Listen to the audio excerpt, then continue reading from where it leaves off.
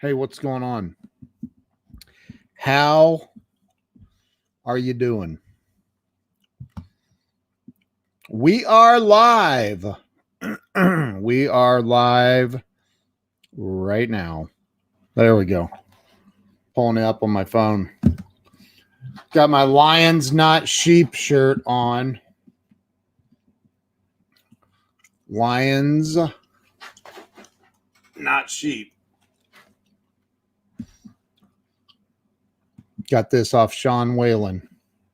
I mean, he didn't send it to me. I bought it. What is up, Corey Calvin?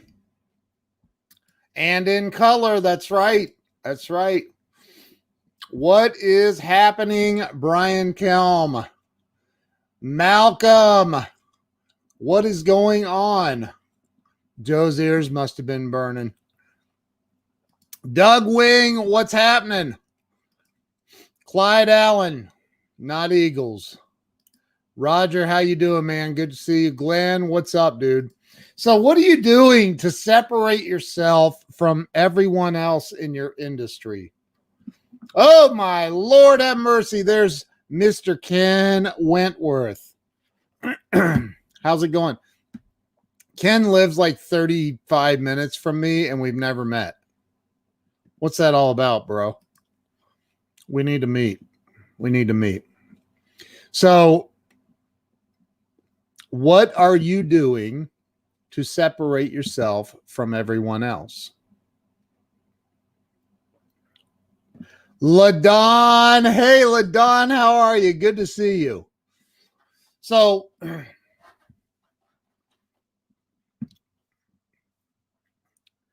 today I spent the day working on yes, it is. It's BS, I agree. Late night stream. It's Saturday night. So when you look around at people that maybe are competitors of yours, let me move this over here. When you look around at people who are competitors of yours that are competitors, they're competitors. They exist, right? LaDon, it's so good to see you. I love that woman right there. She's amazing, amazing, amazing. She was probably in the top first, probably, 10 or 20 guests on my show. And I've done over 300 interviews of celebrities and entrepreneurs, and she is one of those incredibly successful entrepreneurs. If you guys aren't following LaDon, follow her right now. There's her name. Give her a follow. So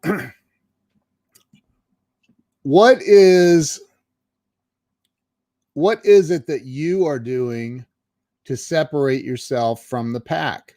And I'm not talking about just competition. Like I don't even see, and this is going to sound arrogant, maybe. I don't know. I don't mean to sound arrogant ever, but I don't see competition, man. I always see myself as, no matter what industry I'm in, man, I'm going to do everything that I can to dominate that industry and just walk away from my competition. And that means, I teach live streaming. I teach live streaming and social media. I teach people how to do it right. I teach people the technology side of it. I teach people how to take their game to the next level. And I never look at, I just don't. I don't look at competition. It's just not a thing for me. Like I don't see, like I don't even know if there's another live streaming course. I do. I know there's one. I actually bought it and I was like, okay, that's not competition. That sounded arrogant, and I'm sorry. I didn't mean to hurt his feelings or her feelings. I'm not going to be gender specific as to whose course it was, but You know, I live stream a lot, and I think you all know that. Although it's 11:28 on Saturday night, and this is my first live stream today. Can you believe that? But I did do 6 of them yesterday. I was interviewed on 4 different shows and did 2 live streams. So of my own. Alan Burries, how you doing, man? Making myself the best I can be, always learning and improving so I can help more people in more ways. Right. Dude, Glenn Morshower, dude, you need to be on here, man. It's just not the same without Glenn on. So Glenn, if you want to be on here, bro, let me know and I'll send you the link right now. The only competition we have is the person who does nothing. Larry Wingett. The person who does nothing. Right. Glenn. Glenn's like, I didn't get any notifications that K-Dub was live. Something must be wrong with my internet connection today. You know, though, what I did do today is I do a lot of research on apps and things that I can use, not just for my own social media, but to teach, to like really hone my skills with these apps, these creative apps, so I can put it in the Grow Live Academy and do training in there, teaching people how they can use it to be more creative and do more with social media. If you go look at my Facebook, LinkedIn has LinkedIn stories now. I don't know if it's available for everyone, but it is available. I'm using it. I thought, oh my gosh, LinkedIn has LinkedIn stories. Got to use that. So I started messing around with that, and I was using some apps, and I was chopping up longer videos to make them individual clips, and LinkedIn story said 20 seconds. Well, 20 seconds didn't work. And so I'm like, what in the actual heck is going on? So, you know, like, what are you doing, man? What are you doing to separate yourself? Seriously. Glenn, do you want to get on here, dude? Do you want to join me? I just sent Glenn a text message. So think about, I mean, again, I don't think about competition, and maybe that's wrong. I don't know. I could be wrong, but I don't think about that. I don't go out and look at their websites. I don't go out and look at, I just be everything that I can be to become better and provide my customers, i.e., my students in the academy and my coaching clients and my website development clients. I go, you know what? Let me just keep honing my skills. Let me get better. Let me take the courses. Okay, Glenn needs 5 minutes and he's going to come on. So I'm going to go ahead and send him the link right now. And then Glenn Morshower will definitely be joining us. Hang on. There's that, and here's that, and send, and there we go. Glenn Morshower, it's in your email box. So Glenn will be joining us here shortly. Weldon, what's up, dude? Good to see you, man. Thank you for sharing. I appreciate you. So what do you do to separate yourself in your industry? What do you do? I can tell you this. I promise you. See this right here? For the longest time, I was anti-Apple. I really was. I don't know why. To this day, I still don't know why. I was anti-Apple. I would not have it. I would not have it. I wouldn't have anything to do with Apple. I had 18 Androids. Literally, I had 18 Androids. All of them had phone lines. I had employees. I had given them Android phones, and long story short, I found out about Periscope. I saw that Grant Cardone was going live on Periscope all the time, and I had just gotten to know who he was. Let me get rid of that gum. See, I did it the right way. And and so I was in Periscope at the time was only available on Apple. And Troy said, because you were setting yourself apart. Well, let me finish my story, because yes, I was, but not in a good way. So I went to the Verizon store and I told my rep, I said, give me an iPhone. And she's like, what? You want an iPhone? What? I go, don't do that. Just get me the iPhone. And she's like, okay, why? And I go, because Periscope. She goes, what's Periscope? It's a new app. Would you just get me the iPhone, please? So I get the iPhone and I'm carrying it and I'm using it for Periscope and I'm still carrying the Android. So I'm carrying two phones and I'm like, okay, now I look like a pimp and this isn't cool. So like, I'm like, okay, this is crazy. What am I going to do here? And so then I ended up, did Mentos get in touch? No, they didn't. But I still have their, see, it disappears because it's a green package. But anyway, so I had two phones for a while. And I was like, this is stupid. So I one day I decided to forward my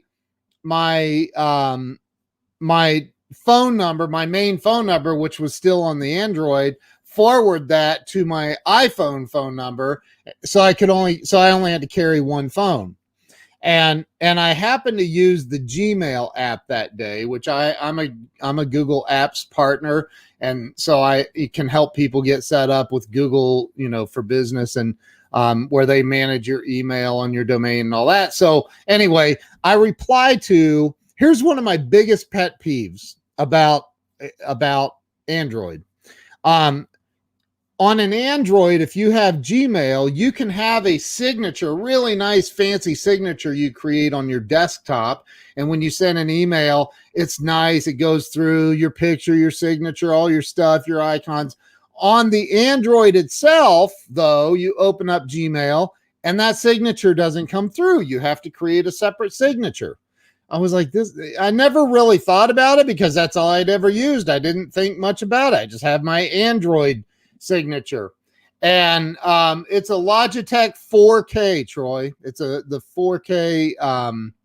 I don't know what the number is. So anyway, so I'm carrying the iPhone this one day, and somebody sends me an email. It comes through on the iPhone. I reply, and I didn't think anything of it. The dude replies back to me, and I'm reading his response, and I'm like, wait a minute, there's my desktop signature.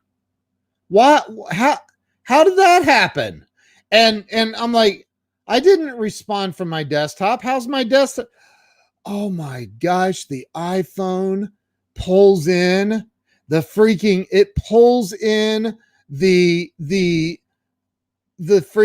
Brio. Thank you, Corey. Couldn't think of what it was. It pulls in the desktop signature and the Android doesn't. So this is Gmail, owned by Google, who also owns Android, and their application works better on their competition's phone. I'm out. That's the moment that I said, I'm out. No more Androids. And I literally converted everything in my life over to Apple, and it's the best decision I ever made. Ever. Everything just works. It just works. There's no issues. I take a picture on my iPhone. I go to my over here to my Apple, my iPad. I go to my Apple app. It's a computer. Instantly, everything's there. It's crazy. Chad Morgan said, I just flipped back to the flip phone. That's funny. I told Glenn Morshower, I said, bro, I'm surprised you don't have a flip phone. Anyway, the Apple pulls in too many things from all other Apple products. Dude, it just all works together. And the learning curve, I thought it was going to be bad. Wasn't bad at all, man. It took me a minute to learn some of the stuff on the, it took me some time to learn all the stuff on the Mac, but I got it. I mean, it's so it's just better. I don't know. It never makes weird noises. It just works. It's a 5K monitor. It's huge. It's freaking whatever size this thing is, 27-inch or whatever. It's massive, and it's been amazing. So anyway, my point is, what are you doing to separate yourself from everything else that you have going on in your life? What are you doing? What are you learning? How much effort do you put into it? I could probably be considered a I don't know about a workaholic, because it's not work to me. I love it. You know what I do all day? I talk to people. I get to inspire them. I help motivate them. I help them take action in their lives. I help them get to the next level. I teach technology. I record new content for the technology platform. And is this a show on social distancing? You know what? I just saw that again. I saw another post. Florida has removed all mask restrictions. Yeah, I'm with you, dude. I'm with you, bro. I had the note. I felt so cool. I could pull out that stylus and nope, don't need it. Don't need it. But I understand. I think the last one I had was a Note 9, as a matter of fact. A Note 9 or maybe a Note 7. Maybe a Note 7. I don't know. But it's been 5-6 years ago. But you know, and again, it's everybody's different, but that's not my point. My point is, this is a quality device, and it's also known as the highest quality phone on the planet. Apple outsells everybody else by I don't know how much. What's interesting is, I know Samsung makes the iPhone now, and I don't know how long they've been making it, but I know that Samsung makes it. But again, Apple goes in with their standards and they say, this is the quality that's required if you want the contract with us. They have high quality. I'm not saying that they haven't let things slip since Steve Jobs. I don't know. I mean, everything I have that's an Apple product, including my watch, is extremely high quality. But I don't know. There's haters for everything. But I do know this. I know that when you want to separate yourself, you have to take your game to the next level. In California, we are double masking in Floridians and asking Floridians to please stay at home. Oh, my Lord, have mercy. Oh, that's funny. That is so funny. Samsung does build everything. They really do. What I didn't like about it was the constant updating with the operating system on that phone, and then it would get super hot sometimes, and it just yeah, that's my last memory of it. So anyway, what do you do to separate yourself? I tell everyone I'm from Florida, so I don't have to wear my mask. That's awesome. John Davalito says, I'm starting a coaching and mentoring program no one is doing. Dude, that's awesome. What kind of a coaching and mentoring program is it? Android is the software. It is in the Peloton? Are you serious? Wow. I did not know that. Samsung makes the displays for Apple products and other components, not for long, with their own ARM chips and own LTPO displays. Whatever those things mean, that sounds incredible. Weldon is heading back to Florida soon. Good for you, dude. Good for you. So,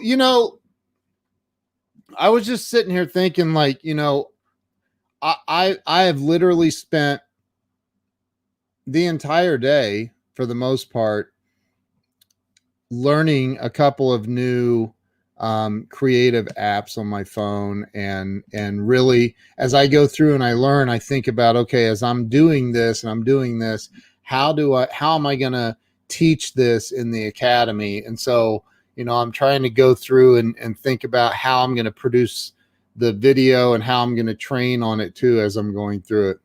I'm doing a coaching program to get Android people to accept the inferiority of the product compared to the iPhone. That sounds like a brilliant, I could actually help teach that course, Joe. So what about you? What are some of the things that you guys do to separate yourselves from the pack? How insane are you when it comes to doing posts? I mean, doing a lot of posts. I'm doing LinkedIn stories. I'm doing TikTok videos. I'm doing, I haven't done Snapchat in a while, but I do it once in a while. I don't do enough of it. I lost interest in that. I don't know why. But I'm doing Facebook posts. I'm doing, live streams out the yin yang. I'm doing everything that I can to get attention. I'm putting stuff out on Twitter. What are you doing? What are you doing? I know there's people. I had a conversation with a buddy of mine today that is very, very successful and doesn't want to feel like a show off. And so I'm like, bro, people need to know that. We need to see that there are people out there that can hustle for 20 or 30 years and work their freaking butts off, and that it pays off. And here's the end results. And this is what you do, A, B, C, and D to get here. And I think it's almost criminal of any of us not to put our message out there. Troy says, Ken is the only person I know that can do a live at 11 p.m. and have 20 plus people engaged. Oh, that's funny. What'd you say? Weldon's name? You can say Weldon's name? What? I missed something. I did say Weldon's name. I said hey to Weldon when he came on. Thank you for that, Troy. I appreciate you saying that. But I think that we all need to step back and go, what am I doing to separate myself? What am I doing? What am I really doing? What am I learning to up my game? How am I upping my game? How am I taking it to the next level? In New York City, by the way. Yeah, the sun's just now setting here in New York at 11:46 p.m. Eastern Standard Time. If I did post a lot, I would put at least $1 in ads on each post to get feedback, at least. Well, post a lot then, dude. Do it. Do it. I encourage everybody to do it, man. I listened to Grant Cardone years ago when he said, you know what? He said in his book, and I've heard him say it on stages and in talks. He said, I just said, people, they came to me and they said, hey man, people are getting mad on Twitter because we're posting so much. He's like, really? How many times we post in a day? And they're like, like 10 times a day or something. He's like, oh, good. Well, tomorrow let's start doing 30 posts a day on Twitter. Those aren't your customers. Okay, cool. I get that. I get it. At first it felt weird, and I had people saying, dude, why are you going live so much? Why do you go live all the time? Man, why are you posting so much? Do you get anything else done? I'm like, actually, I do. I get a lot done. Brian says nonstop training, workshops, degrees, certifications, creating digital guides, teaching online courses, publishing articles, and before long, a book author. Very good, man. Glenn says we've been feeding and providing PPE to truckers once a week at truck stops. If you got it, chances are an essential truck driver brought it. Amen. That is the truth. The truth. Weldon Whitehurst, you are the definition of the super succeed that wants to stay humble, and that is absolutely the truth. Weldon is very, very, very humble. Forgot to post for myself. Should get back at it soon. Good. Bought some new boots today and began 75 hard tomorrow. That's awesome. Also assessed a strategic partnership to help men rewrite their stories daily. Awesome, dude. My wife asks all the time, is Ken live again? That's a beautiful thing, man. I love that. I love that. Doug says, I had a nephew unfriend because I posted too much about my business. That's not your customer. It's not your customer. What's up, Robert Brookers in the house? Hi, Ken and Ken. I want to get like 10 likes per post at least to help social proof before moving on a business page. You got to put a little bit of money on posts on a business page. If you boost it a little bit, spend a little bit of money on it, you'll start getting more organic results. I promise you. I've tested it myself, and it absolutely is the truth. That's what happens. I was just hanging out with Ernest Odell. That's awesome. What's up, Scott Ricard? And if anybody is in the green room listening right now, if they're ready, give me a thumbs up. Unless you're wearing a blue and yellow shirt, then I can't have that. Those are Michigan colors. What's up, dude? What do you say, bud? Did you hear what I said? Those are Michigan colors. Some Michigan colors. I thought Michigan was green and something. Michigan State is green and white. Michigan State. Michigan, which is Ohio State's. I mean, it's not really a. Hold on, we're having an earthquake here in Dallas. Huh? Oh my God, we're having an earthquake here in Dallas. Hold on. It looks bad, dude. Wow. Okay. It looks really, really bad. All right. Oh, it good. Seems like we're just having a small aftershock here. Cool. Brad said, I think Glenn with one N. So we don't even know which Glenn he's talking about. Certainly not you, because you spell yours with two N's. No. Joe Ingram said, you said that you talked to a super sexy person today. I'm thinking it's Glenn Morshower because we didn't talk today. I said that? I talked to I didn't say that. Hey, Joe, congrats on being a guest on the Los Angeles Tribune program. Yeah, I think he owns that place now. Troy says, how many times do you post on Facebook only? Well, I don't ever post on Facebook only, but honestly, I post as many times as I can. I try to post. I mean, I don't know. I share a lot of other people's stuff. I post my own stuff. I'm using Facebook stories. I'm posting on my business Facebook page, my business Facebook stories, all of it. You get it, right, Glenn?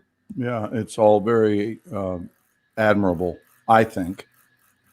I'm just sitting here listening to everything you do, and it's awesome. Thanks, dude. I appreciate that. You're welcome. Yeah, I mean, so like, how important do you think it is to do things that separate you from the rest of the pack, dude? Well, before I answer that question, can I ask you, is the noise of this fan on the computer annoying on your end, or is it okay? Hold on. You hear it? Jeez, no, I didn't. I had to turn my volume all the way up, and then you blew my speakers out when you said, do you hear it? Not an issue? No, I can't. Okay, well, if it's not an issue, I'll proceed. What was your question?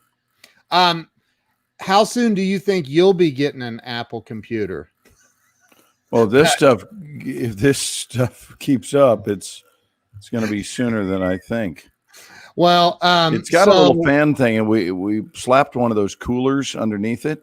Yeah, and it was great, but for whatever reason, it's moody. So as long as it's not too noisy, that's why I was lifting it up, and I was trying to see if I maneuvered it around, if maybe the fan would stop. I'm one of the few TV and film people who does things to try to make his fans stop. You know, usually it's the other way around. People are starved for attention. All right. Dude, well, this is driving me crazy. So I can't hear it. So all right. Well, as long as it's not there, I can live with it. You do have a high quality microphone, so that's going to block. So it's creating. I have a fan running right next to me on my desk that is blowing on me, but it's So not. you're has saying nothing it to do with creates my an computer. override? Yeah, the microphone's gonna not pick that up. I mean, I Okay, can well, hear it that's if cool. I blast my volume all the way up, barely, but Robert said can't hear it, Glenn. So that's cool. yeah, you're good, That's dude. cool. You're good. You're good. So yeah, I you know, as an actor, and you teach actors Mhm. also, how to have successful careers.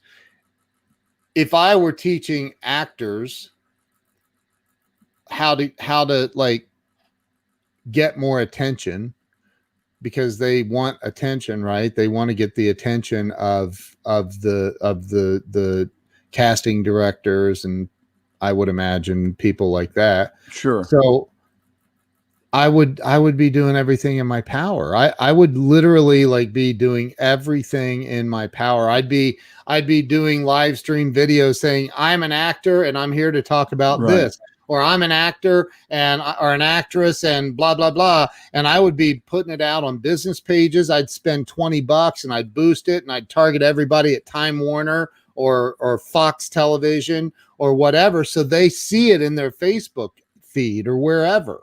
Right. First of all, I want to warn you, I'm in an extraordinarily focused mood. I Okay. just woke up from a nap, which I'm the Oh. only person I know that takes naps at night. They used to call that bedtime. I don't call it Dracula bedtime. does that. Right. But I take a nap when I feel like sleeping. That's what I do. And when I want to go somewhere, I go somewhere. And when I don't, I don't. Yeah. And I Right. was tired. I had a full day today, and I was tired at about 7:30 tonight. And I said, I'm going to sleep, Nice. which Carolyn understood did not mean for the night. It meant that's what I'm doing right now. And like a cell phone, when I'm charged, I won't need to continue sleeping. When I'm charged, I will wake up. So Right. I woke up, and my first thought every night, morning, middle of the day when I wake up is, I wonder what Ken's doing. It's my first thought every day, right up there with thank you, God, for this new day and this new opportunity to live, comma, Right. and I wonder what Ken's doing. Right. And so I turned on a little TV, and in no time flat, I get my notification that you're going live. Snap. Now, I am not evading the question, Your Honor. I'm going to answer your question, but I want to tell you why you are experiencing the significance that you are experiencing. Would you like to hear? I would love to hear. Okay, so it ties into my answer of your question. And that is that before you can get attention, you have to give attention in sequence. Mm-hmm. In sequence. It works that way. Yes. Because you can't have anything in life unless you have learned how to give that. Right. Whatever it is, whether it's love, whether it's money, whether it's attention, whether it's energy, positivity, whatever it is, you have to ask yourself, am I a giver of this thing I wish to receive? I think that's where it starts. And if the answer is yes, that is your first green light. If you're looking to receive before you give, you are officially out of sequence. And the delay on your quest for attention can be severe. And it's not punishment from the cosmos. It is simply feedback. That's all it is. It's feedback from life that's telling us you're not going to receive what you're unwilling to give to others. Yep. That, in this case, being attention.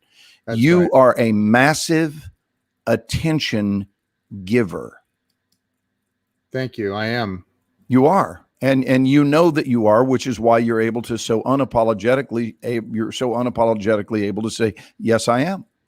Because you I'm are. not saying it arrogantly. I'm saying it because I say you were saying it arrogantly? No, you did not. I just feel like you were kind of implying that. Not even slightly. I'm totally kidding. Okay. Well, I'm in a kind of right on target mindset right now. Yeah. And what I'm saying is you receive a lot of attention because attention is what you give to others. Right. You uplift others, you edify others. You support others. You throw the spotlight on others. You're kind to others. And you speak with tremendous passion in your voice. And I want to tell you this, because I've never said this to you privately, and I'm going to say this to you publicly. Whoa. I watched your show for a little while before I even said hi to you. Why? Wow. Why? Because I enjoy watching you. I enjoy listening to you. And if I weren't a partner of yours online, I would be in your audience listening to you. In other words, I get it. I get it why people tune in.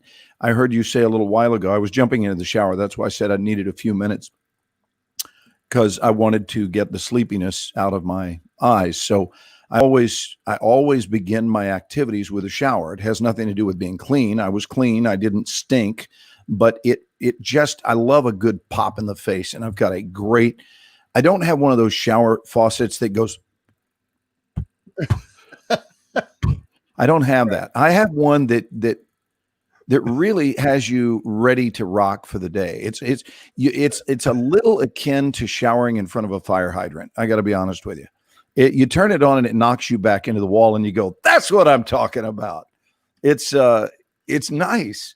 So I wanted that experience of being knocked back into the shower wall and being awakened appropriately, and then I came up here. But prior to that, I was actually just laying in bed, listening to you and listening to your comments. And you're worth listening to, Ken. There's a reason that others can turn their camera on at night and you look up and you see that they have one person or two people. And this is not a judgment of them.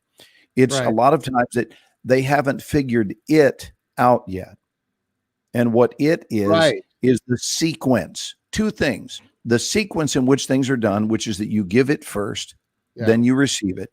Yeah. And the other is that they haven't learned about presence. And presence is a celebration of who it is and what it is you are. That's presence. This is what I teach in my acting workshop. So who are you and what are you? Which means who do you know yourself to be in this world? Where do you see yourself placed in the world? What mission are you on in the world? Why are you in the world? Why do you think you're down here? Why did you outswim 500 million sperm? What are you doing? Why should you have the right to breathe in air? For what purpose? What are you gift giving the world, and so forth? And what do you stand for? Where are your boundaries? What's your stance? What's your position? What do you lead the way for? What are you campaigning for in life? It's not a political discussion, by the way. And I even looked today at several signs where I saw, Trump, Pence, and right next door it would be Biden, Harris, and then Biden, Harris, and then Trump, Pence, and then so it appears that Texas, which used to be a state, is very much becoming, it seems, moving toward being more of a purple state. That is the full extent I'll get to about politics, because this isn't a political statement at all. What I wish I would see is, you see all these, separatist thoughts. This is who I'm voting for. No, this is who I'm voting for. This is who I'm voting for. And the sign I'm looking for is the one that simply says oneness.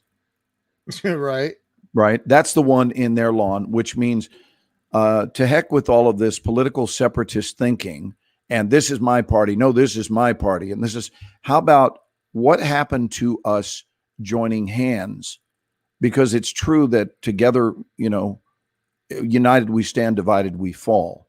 And that's true within ourselves. So when we're united within ourselves, I'm talking about your relationship, Ken, between you and you. If you start dividing that and begin opposing yourself, you will fall. Now, you've already been down that road. We all have, to a lesser or greater extent. All of us know what it means to experience the division of self, in which case we begin systematically falling apart. Yep. But you live a very unified life and you connect with your audience. And all I'm trying to tell you is, I would sit and watch you, brother, as much as others watch you if I were not on the air live with you, because I find you worth watching. Your tonality reeks of passion. And so that, to me, that's the primary thing, that people think you're going to get to skip over that step. It's from the 12-step program, it's not like you get to do the first 3 and then you skip to 7 and pick it up wherever you want. It doesn't work that way. There is a people sequence. do that, but they don't. I understand. They and don't I'll probably do experience it. success. And I was just going to say, and is it probably a less successful way to do it? Oh, it's a terrible way.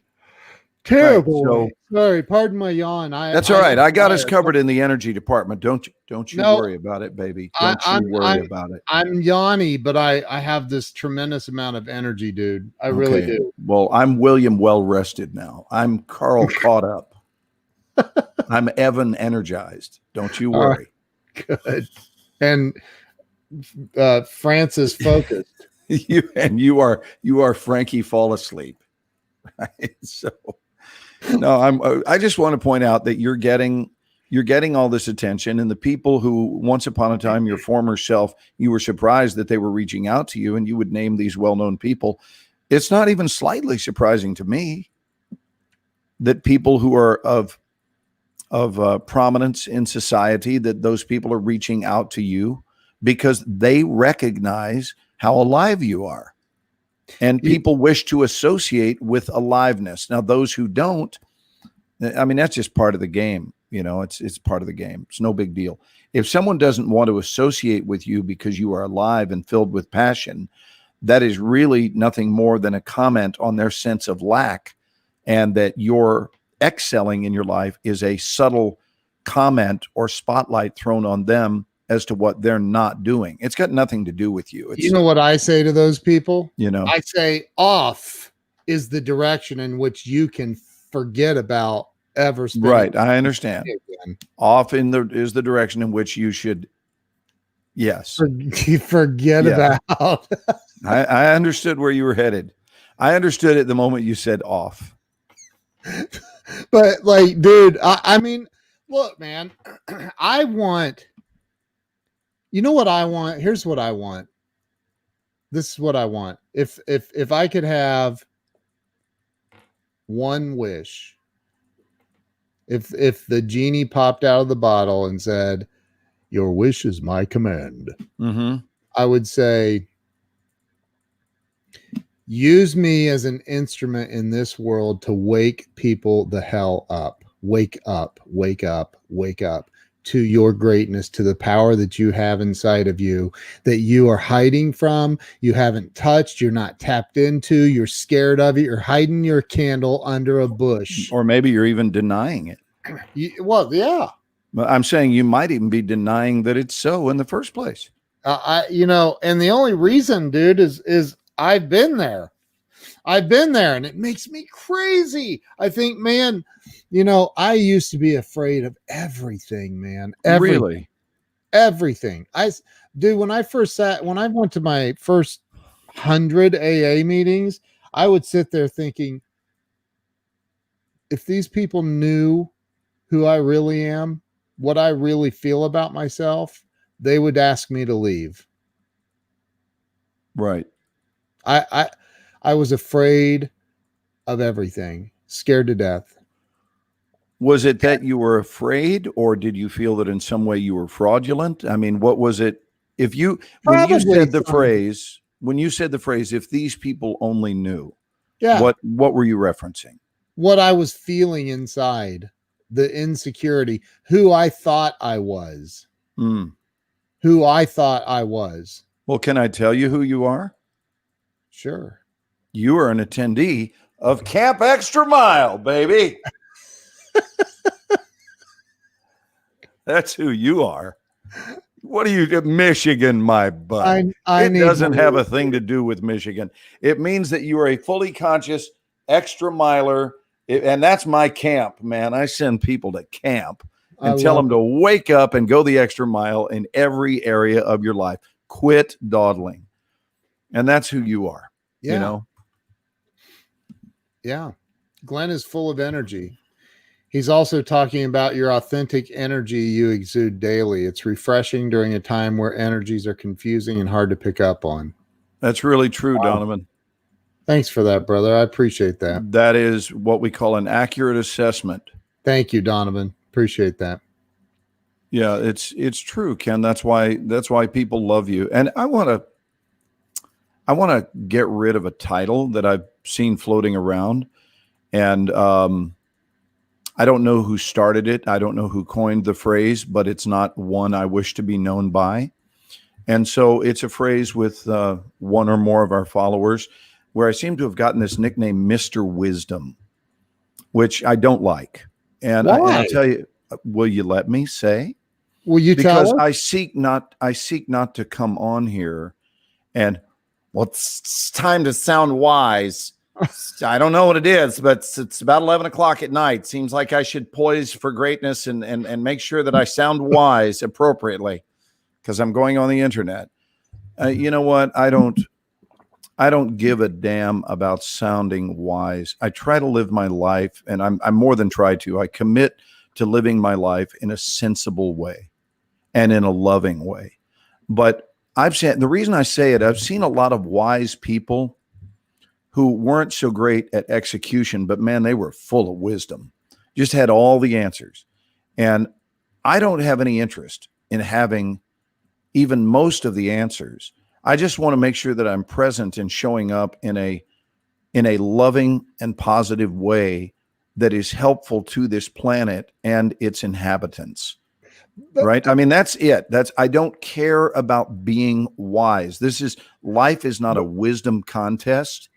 And so it's just not the way I wish to be known. I would not want said on my headstone, well, he was certainly wise. Do you know what the title of my book is? What? Okay, but I wasn't talking about you. But I want to address that. May I coach you, my older brother? Dude, yes, but I'm expressing a preference. There's nothing wrong with wisdom, but I'm not on this show to be wise. That's not where I make that. That's not how I'm seeking to leave my mark on. I genuinely, like you, Ken, I genuinely care about people. I also care about energy. And one of the reasons someone who does not understand energy could very easily say this, well, I don't know, sounds like a tremendous waste of time to me. How much money are you making on that show? That Ken and Glenn thing, especially with Scott there on a Sunday night. And then sometimes you do your own thing with Ken. What y'all making on that? You making some money? Because you sure spend a lot of time on it. And that means you don't understand energy. You don't understand energy because it's an investment. Right. It's true, Ken. There are those people. You know, those people are those people in line. They're like, well, how much you making on that? They pay you like you do your TV series. I understand why you do your TV series because they pay you for that. They pay you for that internet crap, or is that just waving your pee around all for hours at a time? But remember the other night when you were when you were in my group, my training with Jeffrey Gitomer, and everybody was asking him, what would you do if you had to start over today? Do you remember what his answer was? I thought it was so poignant. It might have been before I joined that he said that, but what did he say? You were there, I think. He said, do what you love.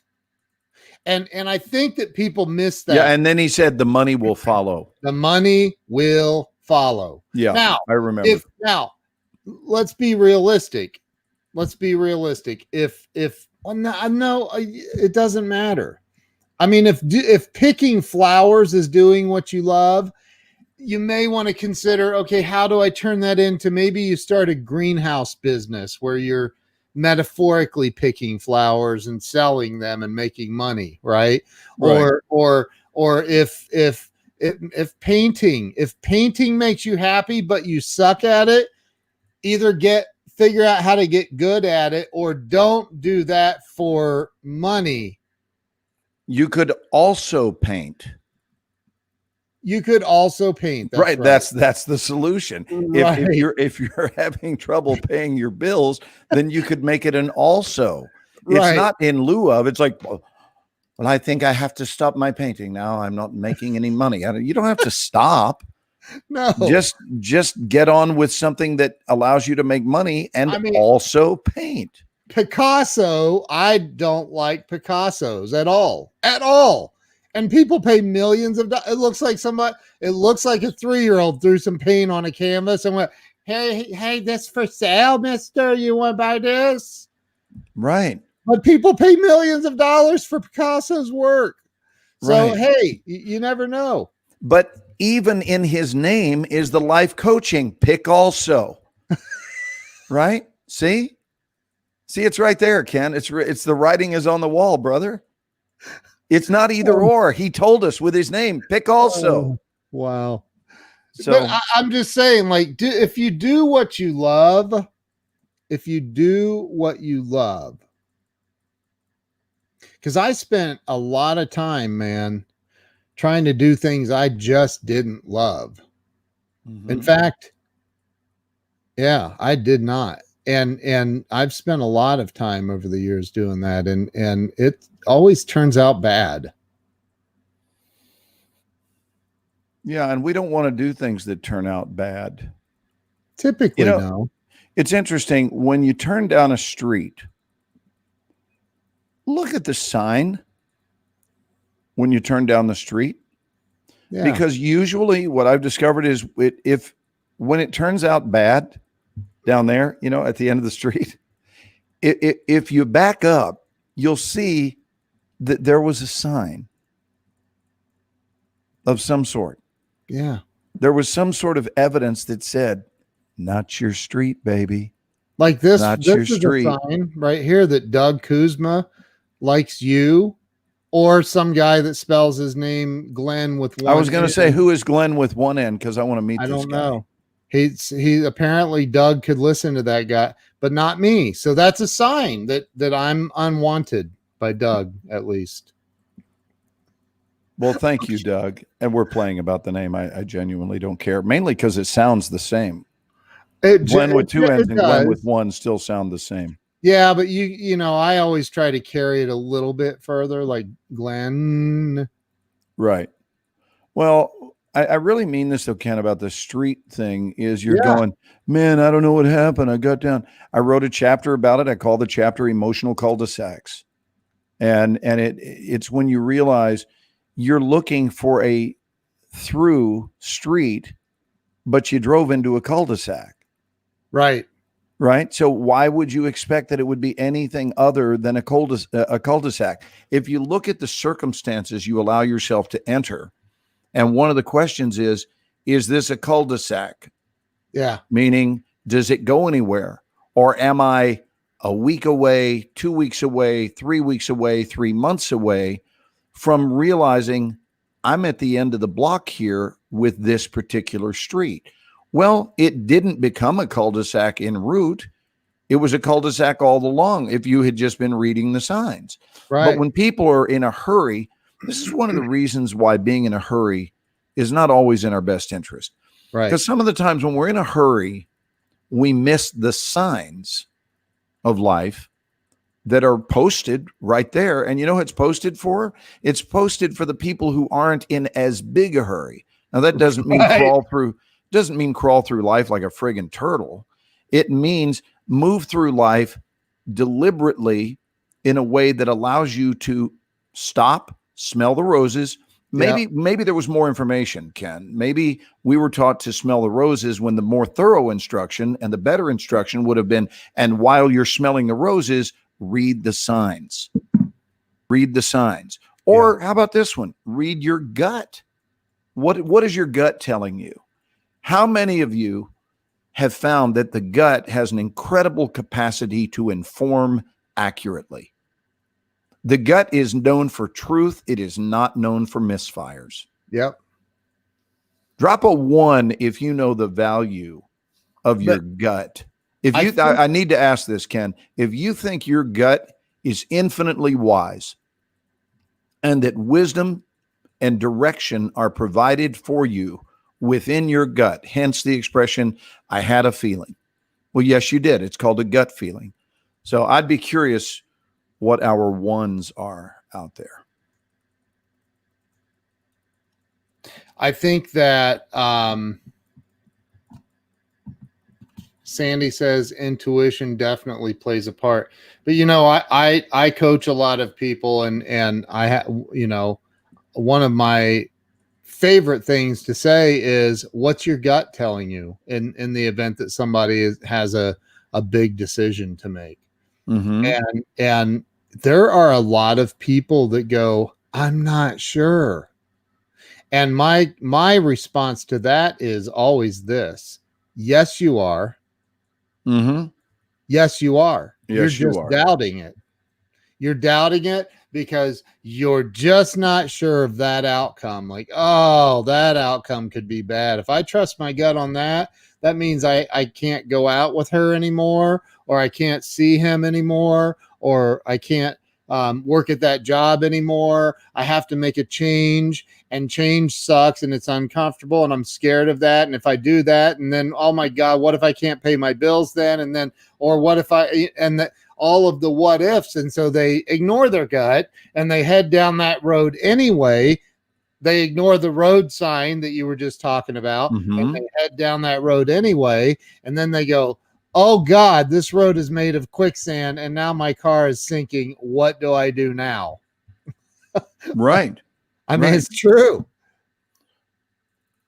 Well, I know that ignoring our gut is not in our best interest.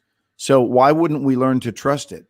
If we do deep down believe that it has our best interest in mind, why wouldn't it be easier to trust it? I don't find it difficult to trust it at all, nor do I need it to make sense. I think that's one of the qualifiers that people make the mistake of, is like, well, I need it. I certainly need it to make sense. I need it to be ABC, and I need it to move in a linear fashion that's completely understandable. And then you know what the number two reason is. I've talked at length about this stuff.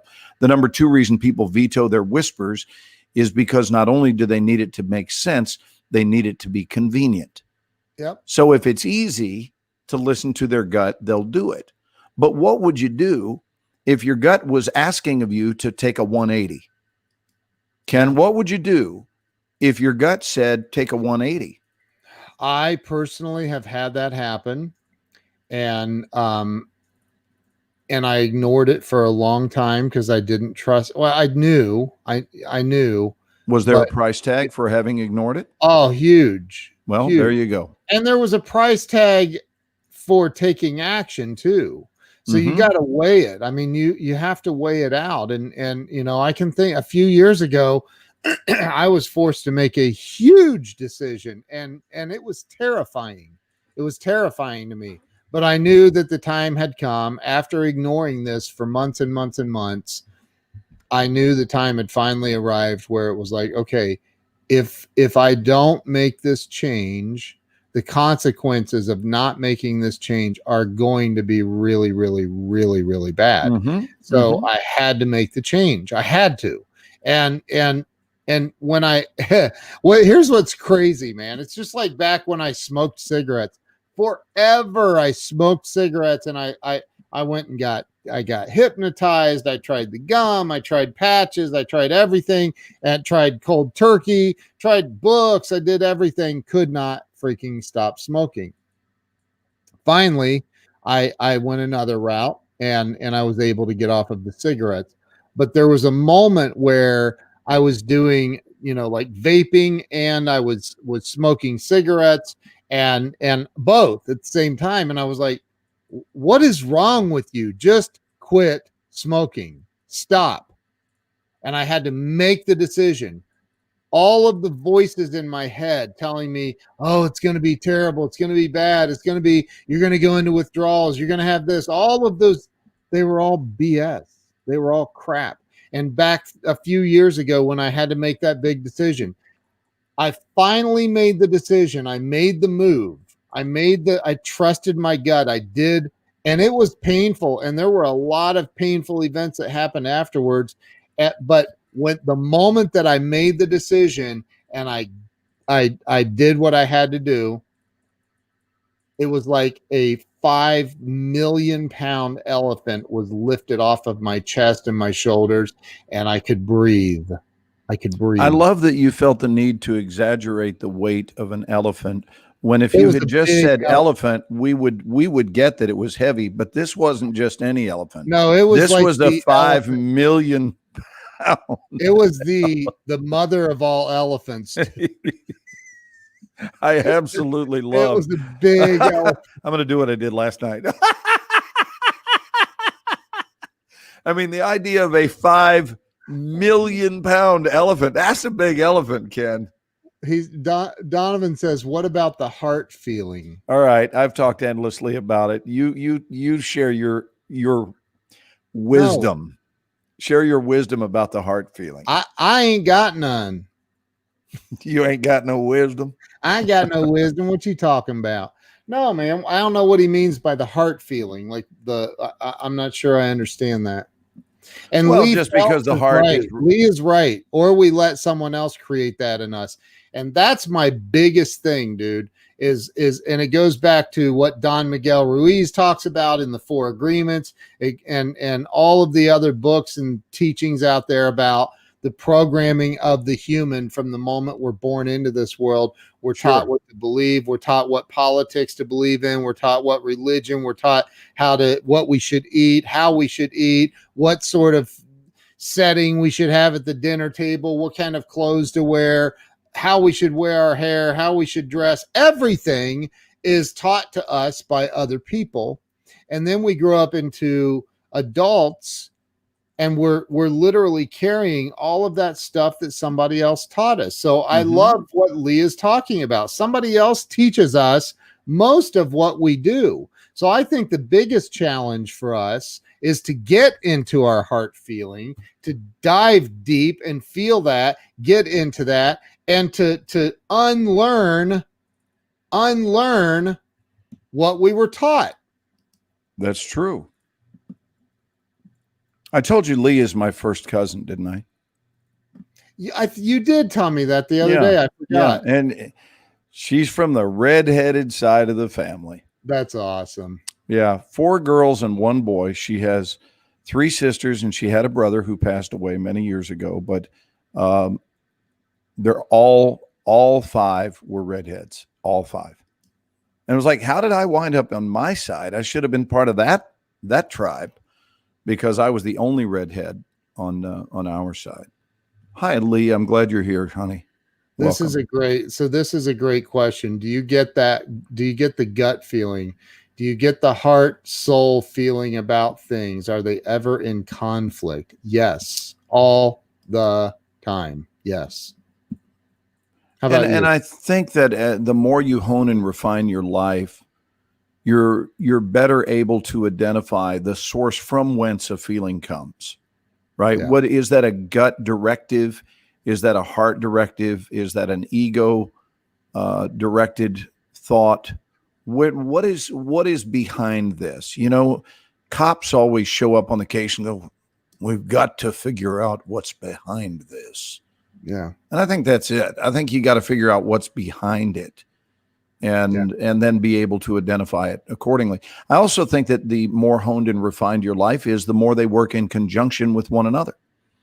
I think that it is human nature for things to work in opposition, but that's only because we were misinstructed. We were misled. Right. And the more we unlearn, to use a word that Ken and I both use, I started using unlearn probably 35 years ago, when I realized that indeed there was much to unlearn. And if we're going to fill the Twinkie properly, if we're going to fill the metaphorical Twinkie of life properly with the sweet tasting cream, you got to get the dog poop out first. So there's going to be an excavation that has to occur. So we've got to dig into our lives and see what is stinky about my belief system. In the 12-step program, they refer to it as stinking thinking. So what is stinky about my belief system? And stinky simply references, what is it about my take on life that's not even accurate? Right. So does everyone understand that just because something's popular does not mean that it's true? And then you have to have that discussion with self of, am I believing in that which is popular, or am I believing in that which is true? And if I'm committed to believing, Ken, in what's true, I don't care about how many people are in line with me holding this belief. I can be in a line of one, that one being me. If my gut tells me this is your truth, Glenn, I don't look around for it to be popular. Well, you'll know the truth by the numbers. what a colossal lie. Because we have people gathered in large numbers that are basing their life choices on what's popular instead of what's true. I think Nicholas says, what are some mental exercises you use that really focus on unlearning behaviors? And, for me, I say unlearn behaviors. I try to identify my self-sabotaging behaviors by writing them out. And then I write out, like, what can I do to replace those behaviors with a different behavior? Because it's very much impossible almost to say, well, I've done this one thing my entire life and now I'm just going to let it go. And that's just not, you've got to replace it. It was just like when, my behavior, one behavior that I had for many years was I would wake up, I'd have a couple cups of coffee, I'd get in my car, I'd drive to my office, I'd sit down at my desk, and then within an hour or two, I would maybe take a couple of shots of Crown Royal to get the creativity going. And then I would take a few more shots of Crown Royal and maybe even open up my mini fridge and start having some Bud Lights or something, or all the while solely committed to getting the creativity going. Yeah. And right? Getting soup by that time, by 3 or 4 o'clock in the afternoon, I can promise you I was feeling really creative. And so, but like I had to replace that behavior with something else more positive. And so if you have, I've had self-limiting beliefs about myself, and I had to write those things out. What are they? And then go, okay, why do I have these self-limiting beliefs? And what are some of my accomplishments down to well, I guess what I did something that everybody does for the most part, learn how to do this. But at a very young age, I learned how to walk. I also learned how to wipe my own ass at one point, and I still am effective with that. You're cursing on what moments ago was a fairly clean show. Just so you know. It might adversely affect your message. I don't know that it will, but I'm just saying. You literally stopped and went. Well, but no, I'm saying, like, you got this very holy message going, and then you go, sometimes when I wipe my own ass. Dude, listen, I'm just saying that, and that I know I'm just trying to have some fun, but and so am I, bro. I'm playing with you. What I'm saying is, Sandy says congratulations, but I'm saying, like, if you start listing out some of the good things, some of your wins, if you list them out, Glenn, we were looking at your IMDb page last night, and there's a lot of stuff on there, some big wins that you've had in life. Not everybody can say they've worked with John Schneider on the Dukes of Hazzard. Not everybody can say they've worked time out 1 sec, Ken. Time out. A lot of people can say they did.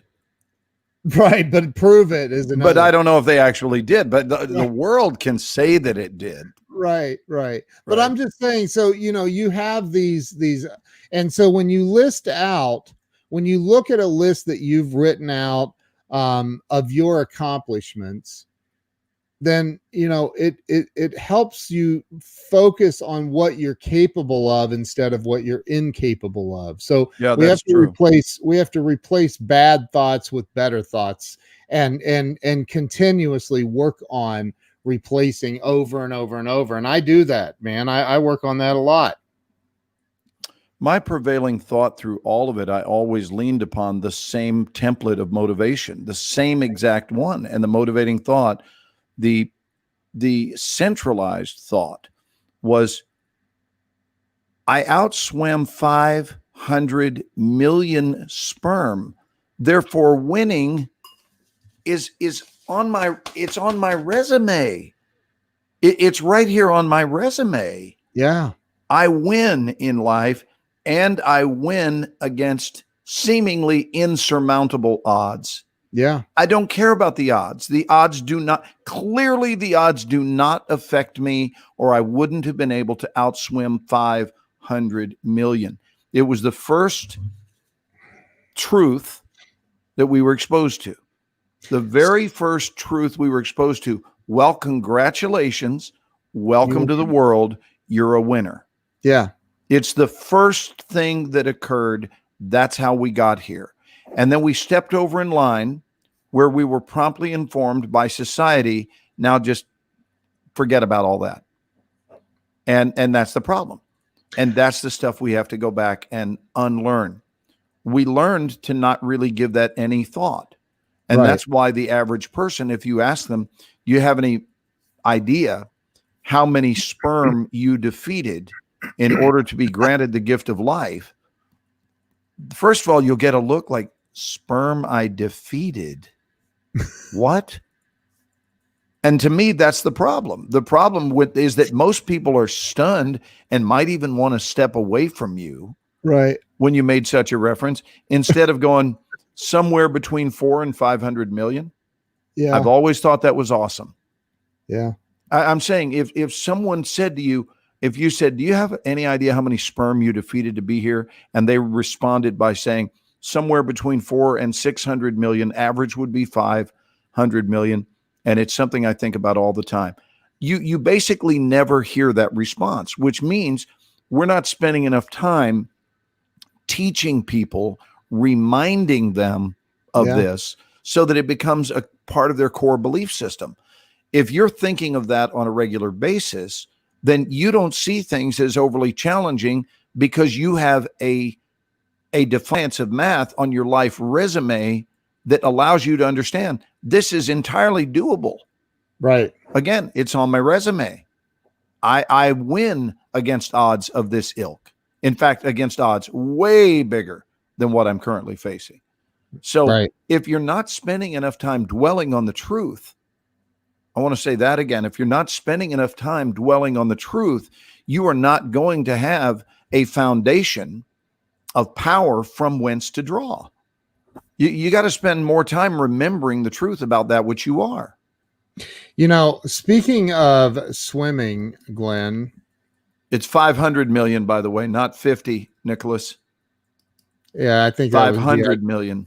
I think he had just a typo, but speaking I'm sure he did, but I want to clarify that there is a big difference between 50 million and 500 million. You know, and I'll tell you, and because I want to ask you something else, but let me say this one thought I had on that. Not only did you outswim 500 million sperm, you killed them all to get here. They all die afterwards. Right. You win, they die. So now I'm not saying go out and kill. I was going to say that's kind of some bizarre life instruction there, Ken. I don't think you're going to sell a book with that one, bud. Love you. Hey, hey, dude, love you, but seriously, the train just went off the track right there. Oh my God. No, I'm just saying, I think they all probably are aware that, you know, hey, if I lose this race, it's lights out for me. Right. I don't know. But anyway, so you said, that's not what I'm saying. Anyway, I would like everybody in here. I'm going to surprise Glenn with this. I would like everybody watching right now, if you have not heard, speaking of swimming, if you have not heard Glenn's unbelievable story about swimming, drop a 1. And well, the swimming story also has a title. It's called Gil. Buddy. You can't get enough. You're like a kid who asks his grandpa, come on, Grandpa, tell me that story again. Tell it to me. If you've not heard Glenn's story about Gil, drop a 1 in the comments. And then if we get enough ones, it's going to take a lot. It's going to take a lot tonight because most people have heard it. See, look, Corey says it's a good story. Joan knows it. Charles Coachman probably knows it. not a lemonade story. That's a funny story too. It is a great story, Corey. It's great. Look, Nicholas, I think Nicholas is new to our stream. Susan, Doug Kuzma, Sandy McNichol, Ernest has never heard the story about Gil. I mean, come on, dude. Robert Wow. Brooker. Look at all these people. Ernest Odell, one. I mean, that's a lot of ones right there. I mean, some of your biggest fans. If you don't share the story, do you realize that the numbers for The Resident could drop dramatically? Oh, well, then let me tell you the story about Gil. So anyway, I'm kidding. So yeah, see, everybody wants to hear it. Who? oh, Okay, hey, Susan. I didn't know Susan was on here tonight. Hey, Susan. Ken, will you share it out? I'm still having troubles. I shared it, but Did will you you share share it it to out to my Google groups? Yes. I couldn't get it to Well, cooperate. Susan can share it to. Well, here, I'll And you just can share. offer me a private tutorial about why it's doing that or I why will- it's not doing that. We will definitely be tutorialing on that. Let me see where it is. Hang on, I'm looking for it. It normally pops right up. I guess I've been kicked out of the group, Glenn. I'm just kidding. Hey, Ken, will you normally- take the wheel? Will you take the wheel for a minute and go to a single screen? I will, yes. I need to go backstage and address something, and I Yep. will be back in about a minute and a half. Okay, go Okay. ahead. Yep. So I'll just remove him from the stream for a minute. So this story that well, he hasn't agreed to tell it yet, so there's that. Susan, would you share the it's what am I oh here's the search there, the extra. Oh my gosh, it would help if I spelled the correctly. So the story that he is fixing to share about Gil will absolutely, I promise you, you will never, ever, ever experience anything like this again in your life. Promise you. It Glenn is showering again. He's making lemonade. That's funny, Sandy. So, I really I think that when I say, what are you doing to separate yourself from everyone else in your industry, in your business? That's what this started out as tonight for me. When you hear this story about Gil and about, when you hear the story about Gil, like, you're going to understand what are you doing to separate yourself from everyone else. So I believe that my co-host is back. Mr. McMahon is back in the green room. I'm back. There and he I is. put on my favorite shirt to tell the Gil story in. Let's see it. Only love the extra mile. Oh my gosh, dude. I need one of those shirts. I have one for you. Oh, praise the Lord. Yeah, By I the have way, one, bud. When I come to Dallas, which is going to be soon, Yeah. I have to introduce you to a friend of mine that lives there. His name is Abe Nadimi. He is the reason I'm able to live stream on LinkedIn, by the way. So say hi to Abe, because he will watch this if he's not watching. Hey, later. Abe. And I want you to meet him. He is one of the coolest dudes you'll ever meet. Like, I love this dude. He's a brother to me. So, well, nice to meet you, Abe, via Ken. dude, Very nice. The last time I was in Dallas, like, we Mm-hmm. have this running not so funny joke anymore, but I was there and I was over at Zig Ziglar's headquarters and hanging out with them and doing all kinds of, and I totally forgot that Abe lived in Dallas.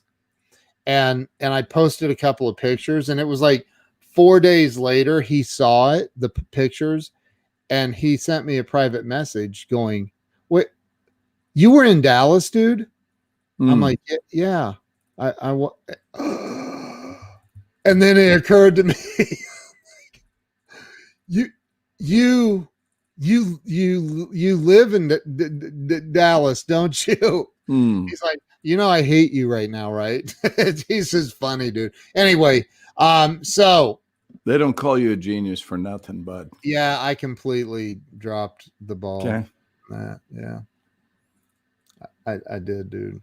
It's okay. We all do. I still feel really bad about it. You need some counseling, or are you going to be okay? Oh, I'm all right. I'll be all right. So, all right. But what would help? Take it easy on yourself. Most of all, take it easy on yourself. Okay. Thank you. I will. All right. Darlene says, "Wow, twice in one day." Oh, she watched our replay from last night. That's awesome. Thank you, Darlene. She's awesome. So, okay. So you want to hear this story or what? I'm going to give you full screen. Before you give me full screen, because I need to see your face right now when I tell you this. All these people you talk about how you traipse around, and these people you get to hang out with, whether it was Zig Ziglar's family or somebody else, or Mark Victor Hansen or Grant Cardone or whatever, and you'll mention these people. Yes. And you know that, first of all, neither one of us, and I've coached you about this, neither one of us believe in name dropping, right? We don't do that. And I told you, Robert De Niro is who taught me not to name drop. So, right. There are people that they're only hearing that for the first time. So, oh my God. And they're like, "Oh, that's cool that Robert De Niro taught him." Wait a minute. Wait a minute. I did that to my wife last night. You were saying that, and it took her a second. That's funny. So here is what I want to. Oh, thank you, Susan. She just texted me and told me that she had sent it out. I sent it to. You sent it to both, Ken? Yes, I did. I shared it to both. Oh, okay. So, yeah, I'll get you added to that one, Susan. I don't know why that's happening, but we'll get that worked out. All right. So wait, I have to finish this. Here we go. Go ahead. No, I have to finish what I was saying to you. When you talk about all these people that you got to hang out with, I would like to remind you that they got to hang out with you. That's a true story, dude. Okay. And I don't ever want you to forget that. You are, wait a minute, just receive the compliment. Would you please? Okay. You are quality company. People love you. People are stimulated. They are stimulated by you. They learn from you. They enjoy your energy.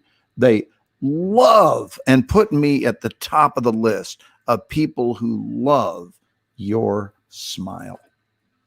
You have probably the richest smile of any human being I've ever seen. In your and your laugh, just your laugh. You're like, dude, hey, when you come on, it's great.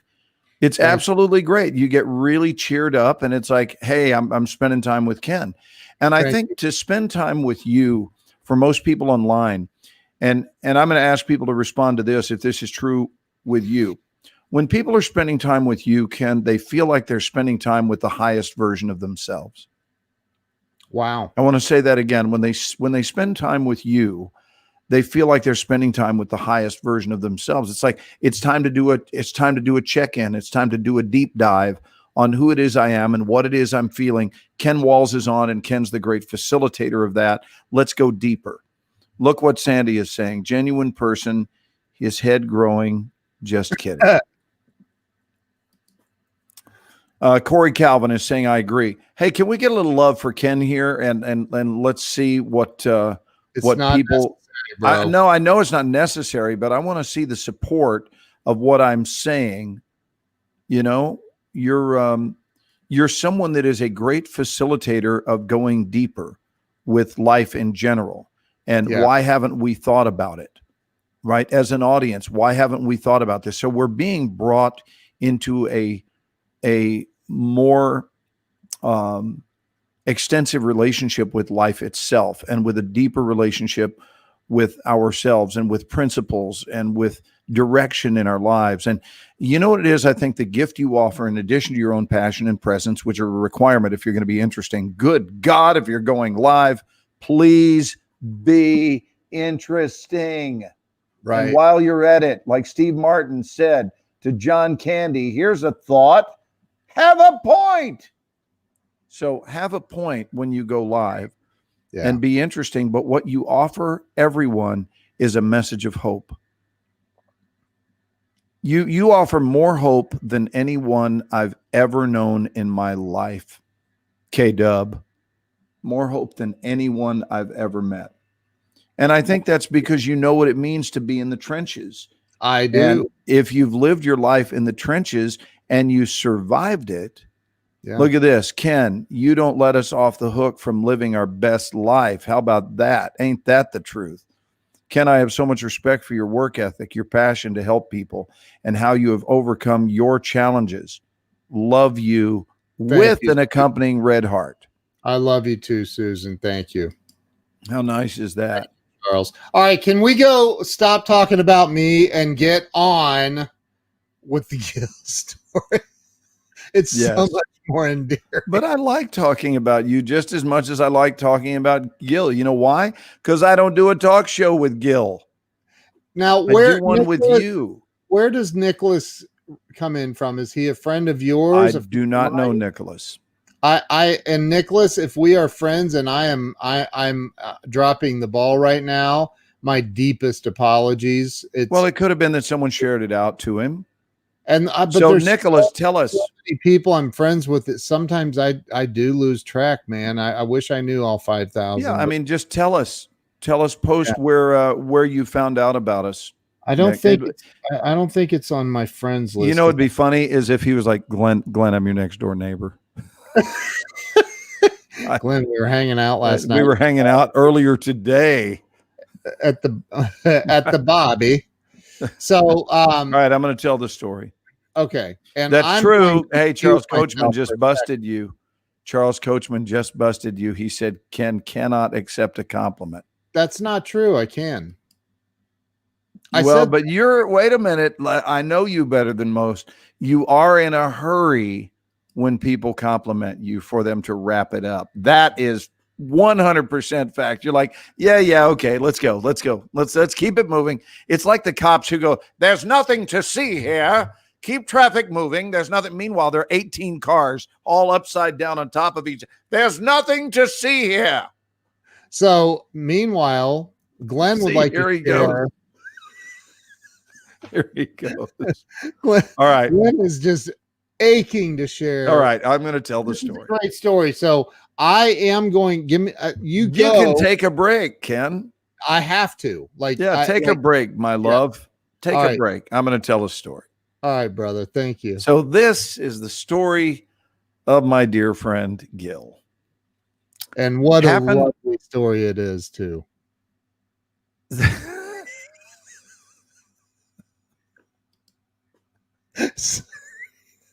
It really is. It's a great. Can I talk to you about timing? The story was underway.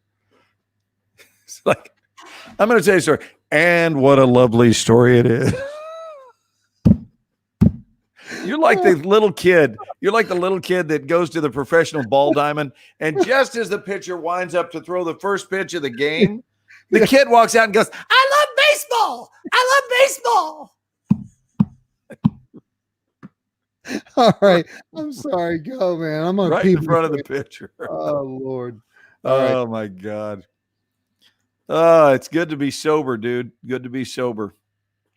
It is Saturday night, 11:52 Central Time, and the story begins. So I was in Salt Lake City. This story took place in October of 2000.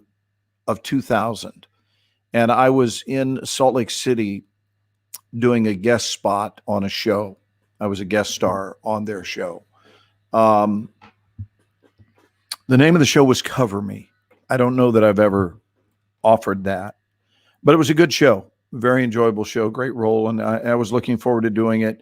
And it was the first thing I had ever filmed in Salt Lake, although I had been to Salt Lake many times for the Sundance film festival, but it was my first time to actually work on a show filmed in Salt Lake City or anywhere in Utah for that matter.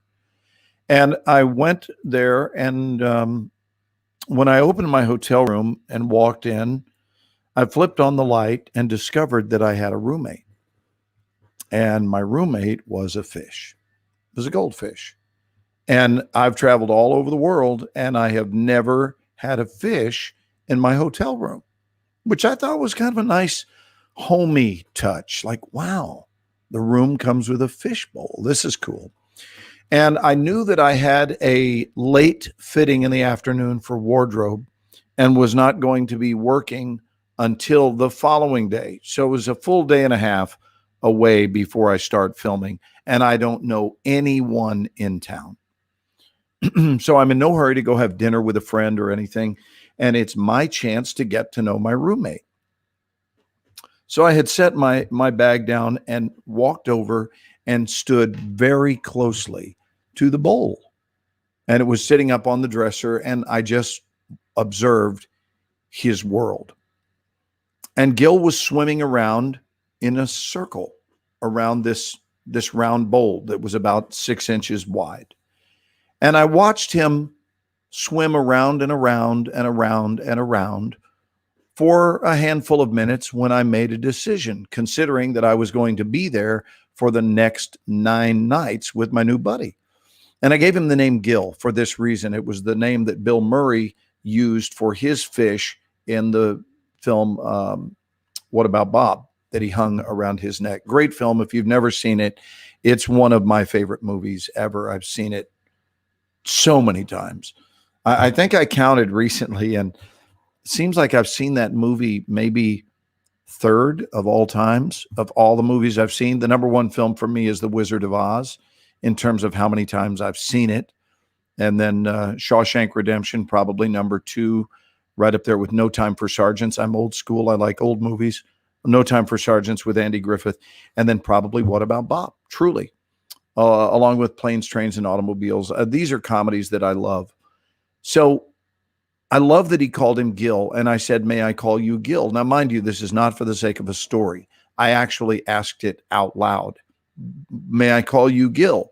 And he just kind of looked at me, and I thought, I'm going to take that as a confirmation. I don't know if you meant yes, but it looks like you're not offended by it.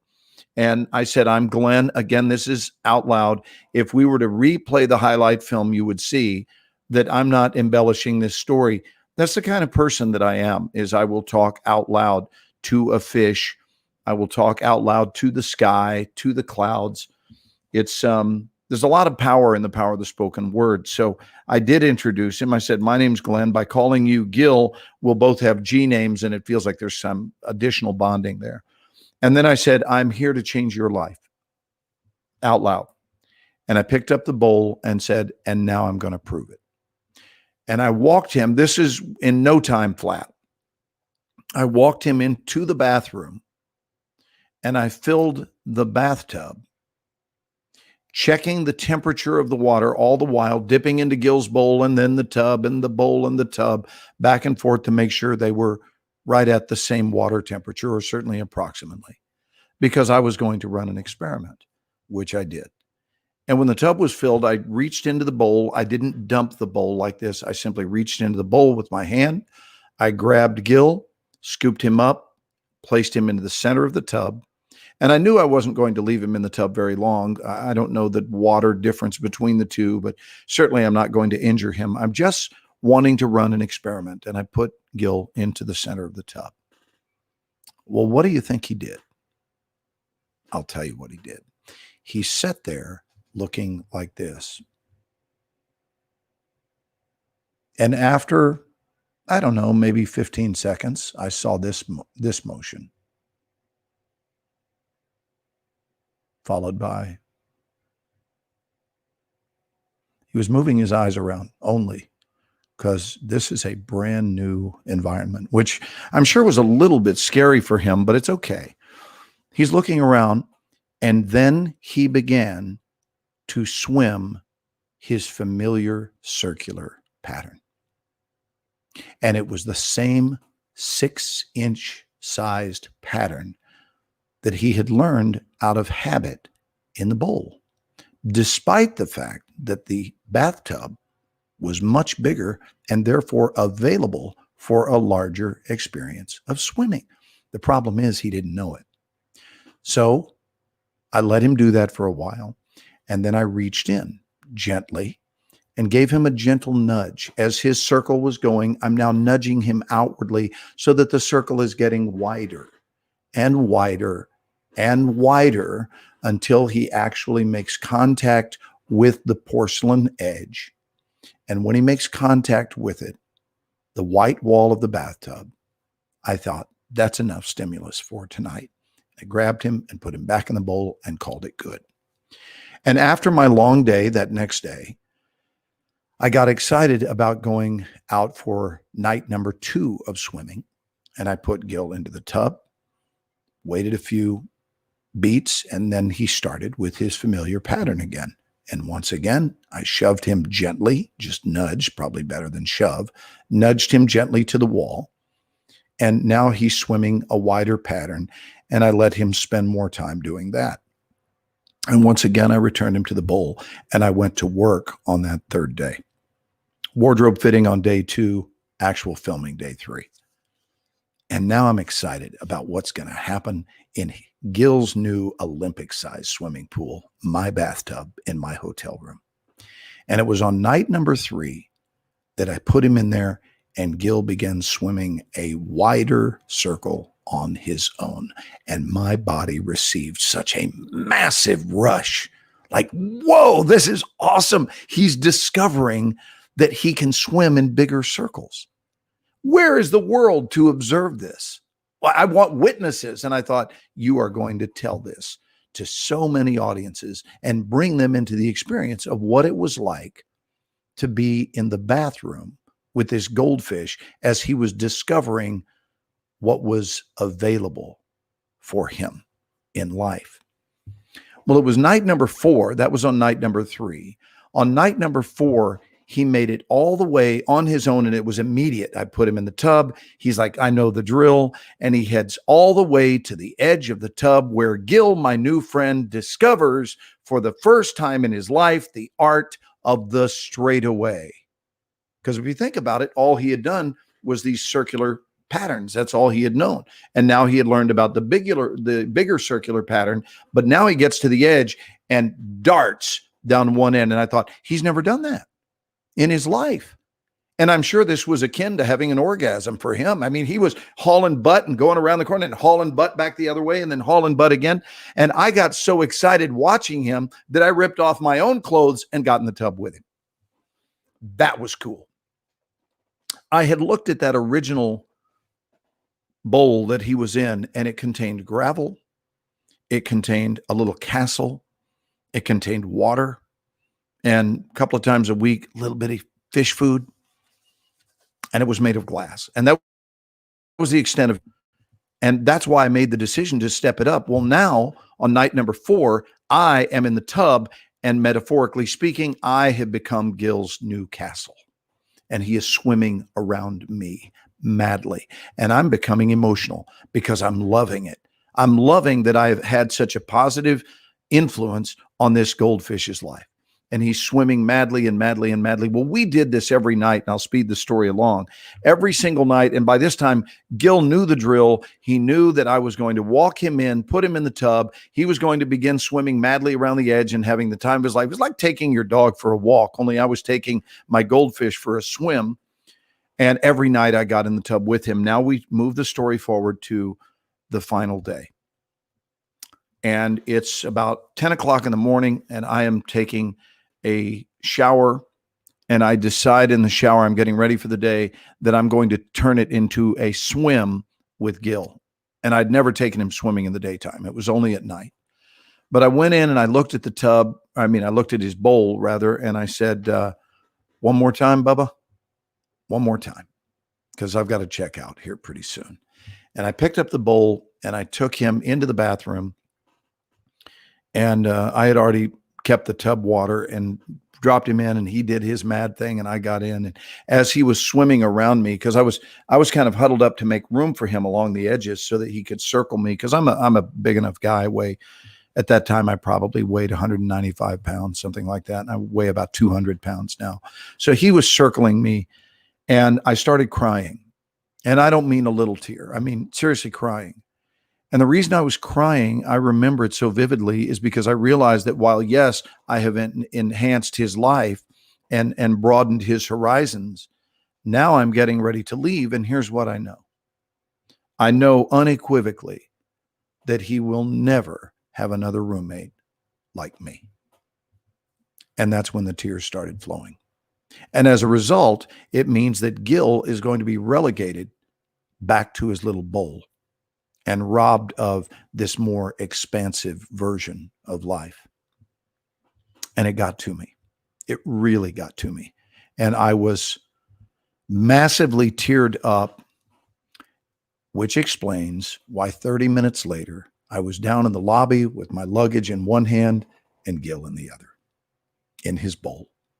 And I looked at the front desk person who I'd gotten to know really well over the course of the 9 days.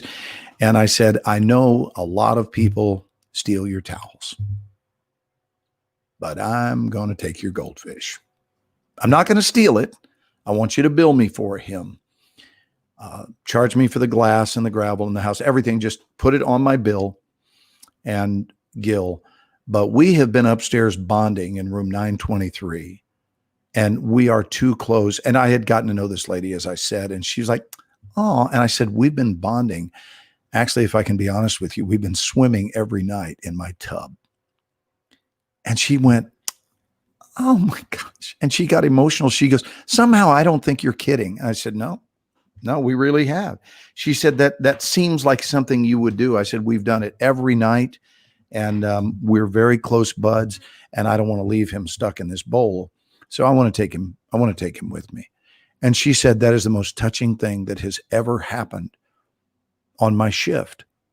It's a touching story about caring about another form of life. And then she shared it with the manager, and he waived the charge. He said, you're not going to charge him for that. That's a beautiful story of humanitarianism. So we went out and bought an aquarium that was bigger by about, I don't know, maybe 6 to 8 inches bigger than the bathtub in which he had trained, and then added buddies for him so that he had a different version of life from that point forward. I think that's our job in life. I think it's our job to invite people to swim in a bigger bowl if they want to. You don't force them. But here's the deal. Gil couldn't help himself. He actually needed me to shoehorn him into that experience. He was unable to jump out of the bowl, walk across the nightstand and crawl down on the floor and then walk into the bathroom and turn on he needed help. And sometimes in life, people do need help. And learn to know when people need help, because they'll let you know. And Gil was going to need help to discover a larger universe. And he did. And I'm telling you, when I tell that story on stage, instead of sitting here stationary, it's a very lively story, because on stage, I'm running around, Ken. You've never seen me tell it live. Mm-hmm. But when I tell it live on stage, I actually act out the part of Gil. When I'm running, the night he discovered the straightaway, I'm running up and down the stage madly, as if I'm Gil. I'm sure. And I look, and I'm telling you, there are so many people, and not just women. There are so many men who are crying. When I get to the part of the story that I tell them, I realized I've got to check out of here. I've got to check out of the hotel here in like 30 minutes. And that means the end of the road, which is when I made the decision to take him with me. And so whenever we have helped someone else become better, there is a certain support commitment that we make to be a good steward of other people. And I want to call everyone out and invite you. I'm going to ask you a question, all of you, which is, are you being a good steward? Beginning with life itself. Are you a good steward of life? Are you a good facilitator of life? Do you think life smiles upon you with regard to the way you treat it and the way you allow it to shine through you and reach itself out to other fish, if you will? Are you a good steward of your health? Are you a good steward of your belief systems? Are you a good steward of your finances? Are you a good steward of your body? 4 main areas: your spirituality, your relationships, your finances, and your health. Because if you're a good steward, and I just don't know that, I don't know that a lot of people practice being a good steward. And when someone is a friend and you're going to declare them to be a friend, you have accepted the role of being a steward for their own heart. That doesn't mean you're going to live their life for them, nor should their life become your new full-time assignment. But you've got their best interest in mind, and friendship includes stewardship. I see it that way. So it's a story of stewardship. I decided to exercise a little stewardship in the matter of Gil's life. So that's the Gil story, and it's a beautiful story. It's an amazing story, and I gotta say, and the first time I heard it, and the second and third and fourth, and every time I've heard it, it brings chills to my body. It's because it's one of those things where, you know, and what Charles says, it's a great anecdote to my original talk tonight. I think that, which is about holding yourself back. Yeah, holding yourself. What are you doing to hold yourself back? And not, you know, like that story to me goes hand in hand with what I was talking about. When you are fully present in your life, when you're fully present in your life, you experience things of that nature. When you're fully present, when you're not concerned about judgment, about what other people are going to say, what other people think, when your focus is on what can I do to make this world a better place, even if it's for a little tiny goldfish, what can I do to make this world a better place? And it is a great story. It does show the humanity of Glenn. I agree with that. How many people say, OMG, I'm Gil? Sandy wants to know if Gil's still alive. I already know the answer to that. Yeah, no, goldfish don't live for 19 years or what would be 20 years now. So no, Gil died a long time ago. But here's the deal. Gil is still alive in so many ways. He was alive tonight, as I told that story. So how many fish do you know, guys? How many fish do you know that are still impacting the lives of people, 18, 19 years after its death? Right. And the point is, we are the ones who determine. I've never said this, Ken, in your midst, but we are the ones who determine impactfulness. We determine it. Yeah. We determine it. And we determine it by how we embrace a moment. Yeah. How we treat the moment. Are we honoring the moment? Are we a good steward of the moment? Because if you are a steward and recognize this moment to be a blessing, which it is, then you will by design make the most of that moment. And now that moment can be impactful not only in the moment, but in the future. Gil does still live in my heart, Robert. That's true. And in the hearts of listeners. I mean, we're talking literally, no exaggeration, thousands upon thousands of people have heard me tell that story live. Yeah. And I'm sure to the best of their ability, they went on to tell it to somebody else. So now this story leaks out exponentially. And I determined to make that night memorable and impactful.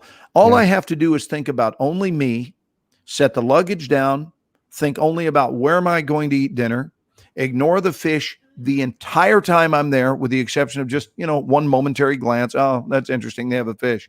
Because that's the level of engagement, Ken. I'm going to turn into Ken Walls here for a minute, because I'm a little bit upset about it. That sadly is what's wrong with our world.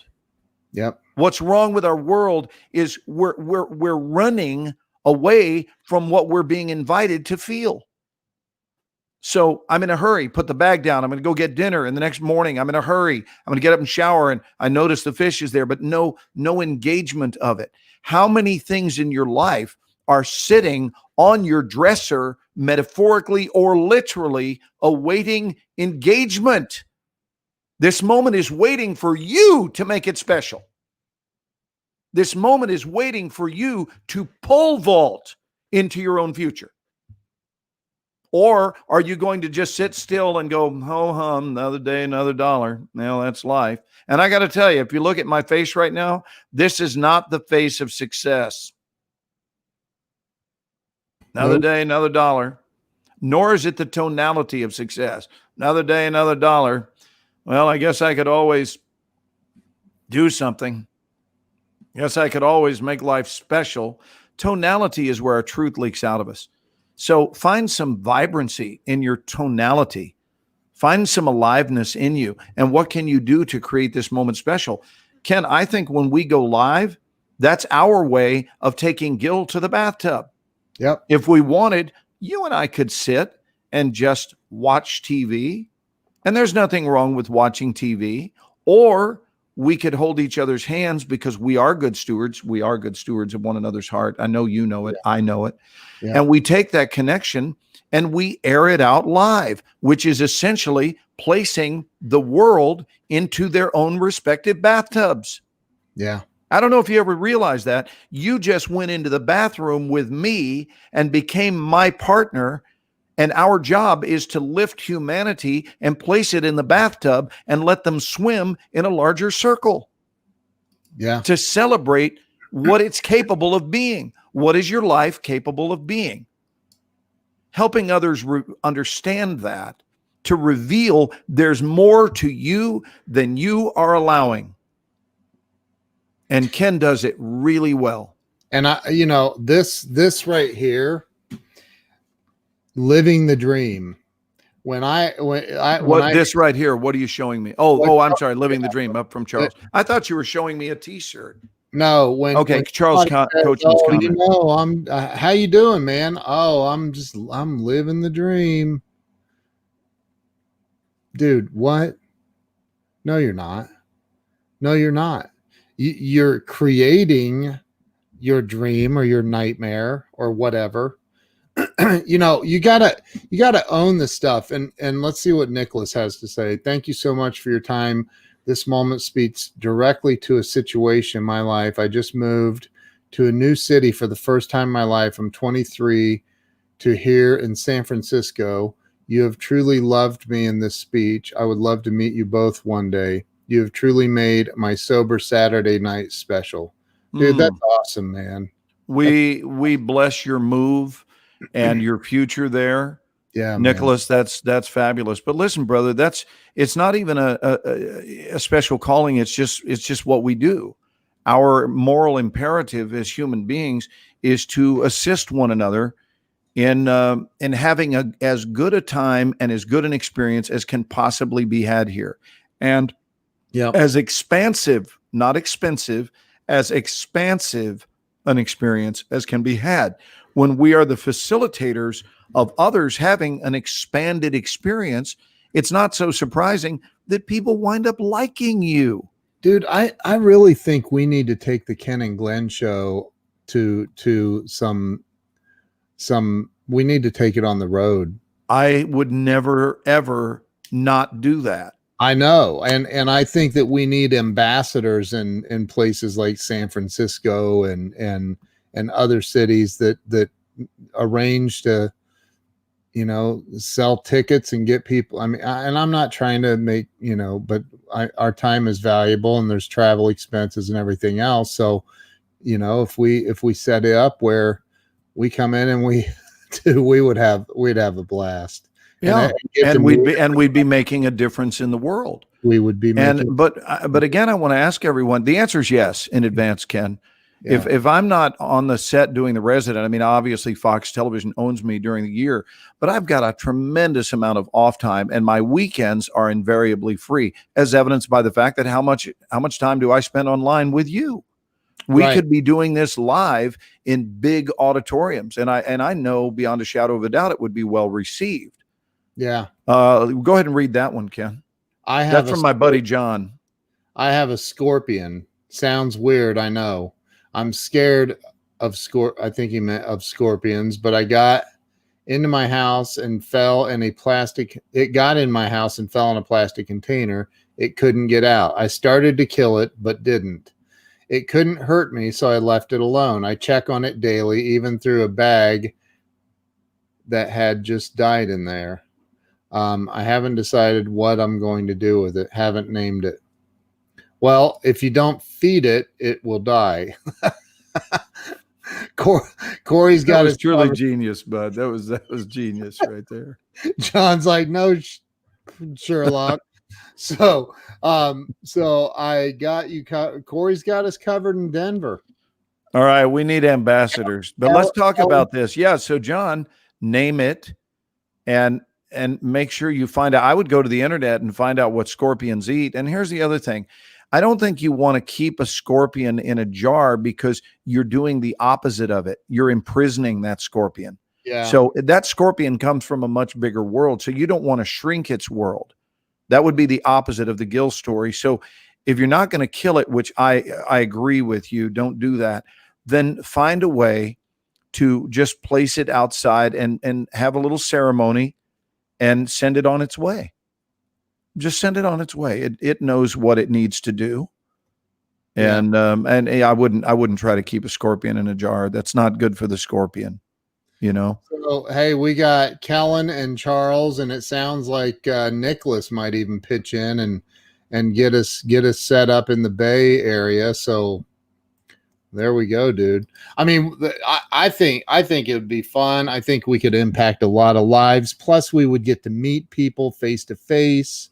Right. I think it would be well. Be awesome. Part of what helps, if I can be really direct with our audience, is you guys sharing us out online, because then we elevate the popularity of the show, and then the show does itself. So the show winds up shoehorning itself into big cities because it's already got a large following. That's the way it works. Nicholas, Absolutely the way it works. Where did you move from? I'm curious where Nicholas and how did he find out about us, Ken? He said in the 10X group or something. He knew you from Grant Cardone's from Mark Gassard, I think, shared us somewhere. Yeah, Grant's a buddy of mine. If you're in the 10X group, Grant was on my live stream the other night, actually. So I want to go back to whoever said, and I wasn't here. I heard it, but I didn't hear it said. I didn't hear who said it, but when they were referencing that you were the only person they knew that could go live and get a fairly large following late at night. Yeah. Well, it's really simple. Again, you don't base what you do on the beliefs of others. I don't. It's that simple. You don't base it on popularity. You don't base it on what is called collective consciousness in metaphysics, where people decide, well, that would be a bad idea. Now, be real clear. The best time to go live it's nonsense. You can go live at 9 at night. You can go live at 2 in the morning. Keep in mind, there are a lot of people who are night owls in this world. Yeah. And sometimes, since most people are not, they need fellow night owls to energize them, because they're entitled to inspiration. And I know at 1 o'clock in the morning, there are people that will tune in that are like, let's go, let's get at it, you know? And one thing I've learned recently, this has been recently, that there is a company that should be sponsoring us called Sherms, and they make these Mishy cinnamons. They're little cinnamon gummy things shaped like the state of Michigan. Yeah. And I gotta tell you, dude, I mean, I'm just being completely real here. They are the very best cinnamon gummies I've ever had in my life. And Kalamazoo.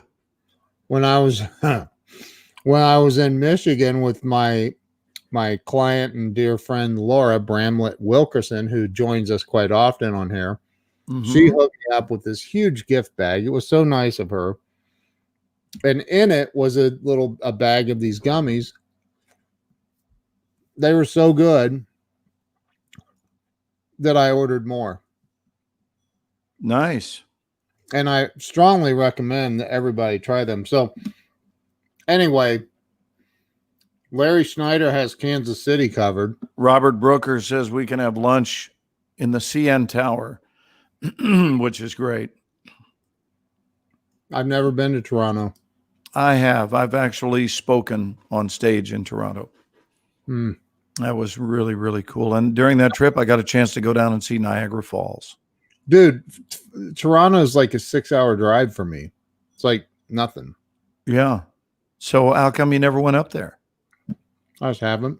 Just haven't? Okay. So looks like I love that our audience gets to know each other in this format. I think that's really cool. Joan and Sandy both live in Doug Wing is on. Doug, what's up, dude? I'm leaving Friday. We will eat good when you get to Utah. I can't wait to go hang out with Doug. I wish you were able to join us, but I understand. Doug, Glenn can't come because of he's going back on set filming. I'll be spending next week prepping for the show. And you're going next week, right? Yeah, I am. What is the date? You're going like the 4th or something? I'm leaving on the 3rd. Yeah, so you'll be on the road on the 4th. In Denver, I'm going to stop and see Corey along the way. And nice. So what is your road so that I can figure out what gas station to meet you at? I think I'm going up 80, dude. You're going across 80? Mm-hmm. Okay. You know, that takes you right across Nebraska. That takes you right across Nebraska, baby. I know. I was just getting ready to say, unfortunately, that means, dude, when I got through, I swore I'd never do it again, but I'm going to. I'm driving out to Utah. So yeah, Joan.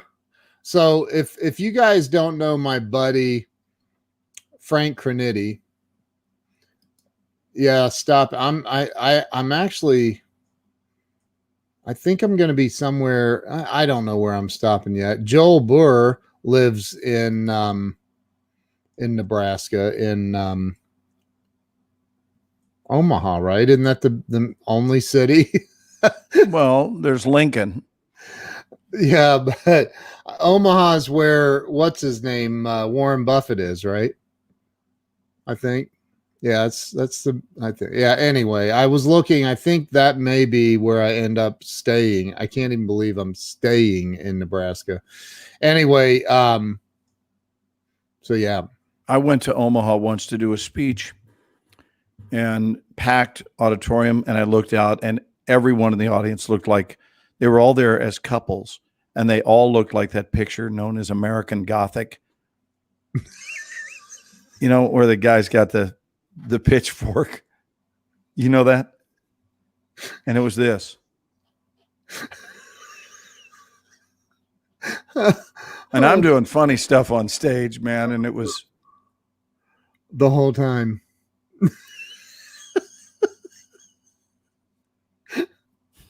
Oh my God, that's funny. It was hilarious. I've heard you talk about that before. That's the truth. The Oracle, yeah, the Oracle of Omaha. So what's John saying? Here, I actually took a picture of the audience, Ken. I took a picture. I'm gonna get the photo. Oh God. Let's see what John says. I was sitting at my campfire doing a live video. Had a cousin that lives in San Antonio. That's Texan for San Antonio.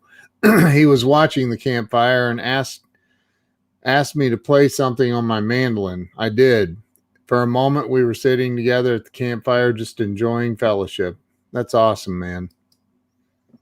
That is awesome. Corn, steaks, and football. That's right, dude. Justin, I may have an opportunity for you. We need to chat maybe here in the next few days. I'll know more tomorrow. It is one of the 50 states. Yes, it is one of the 50 states.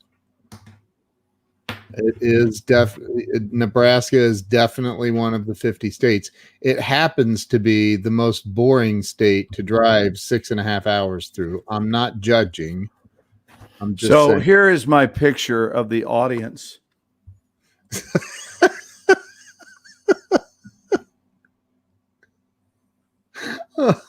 Oh my God. And I framed it when I left Omaha. I just thought I would take a picture of the audience just to always remember that trip to Omaha. And it's interesting. I got to show it one more time because it's uncanny. Now, the younger ones, this won't mean anything to, but for the older ones, there is an uncanny resemblance to the woman there looking like Irene Ryan, who played Granny on the Beverly Hillbillies. Oh my God. I mean, it's really uncanny. So that is funny.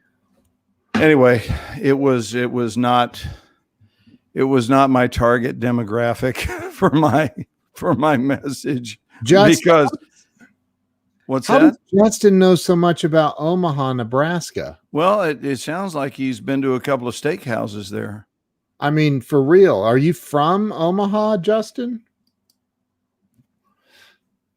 It's a very, have you ever driven all the way across Nebraska? No.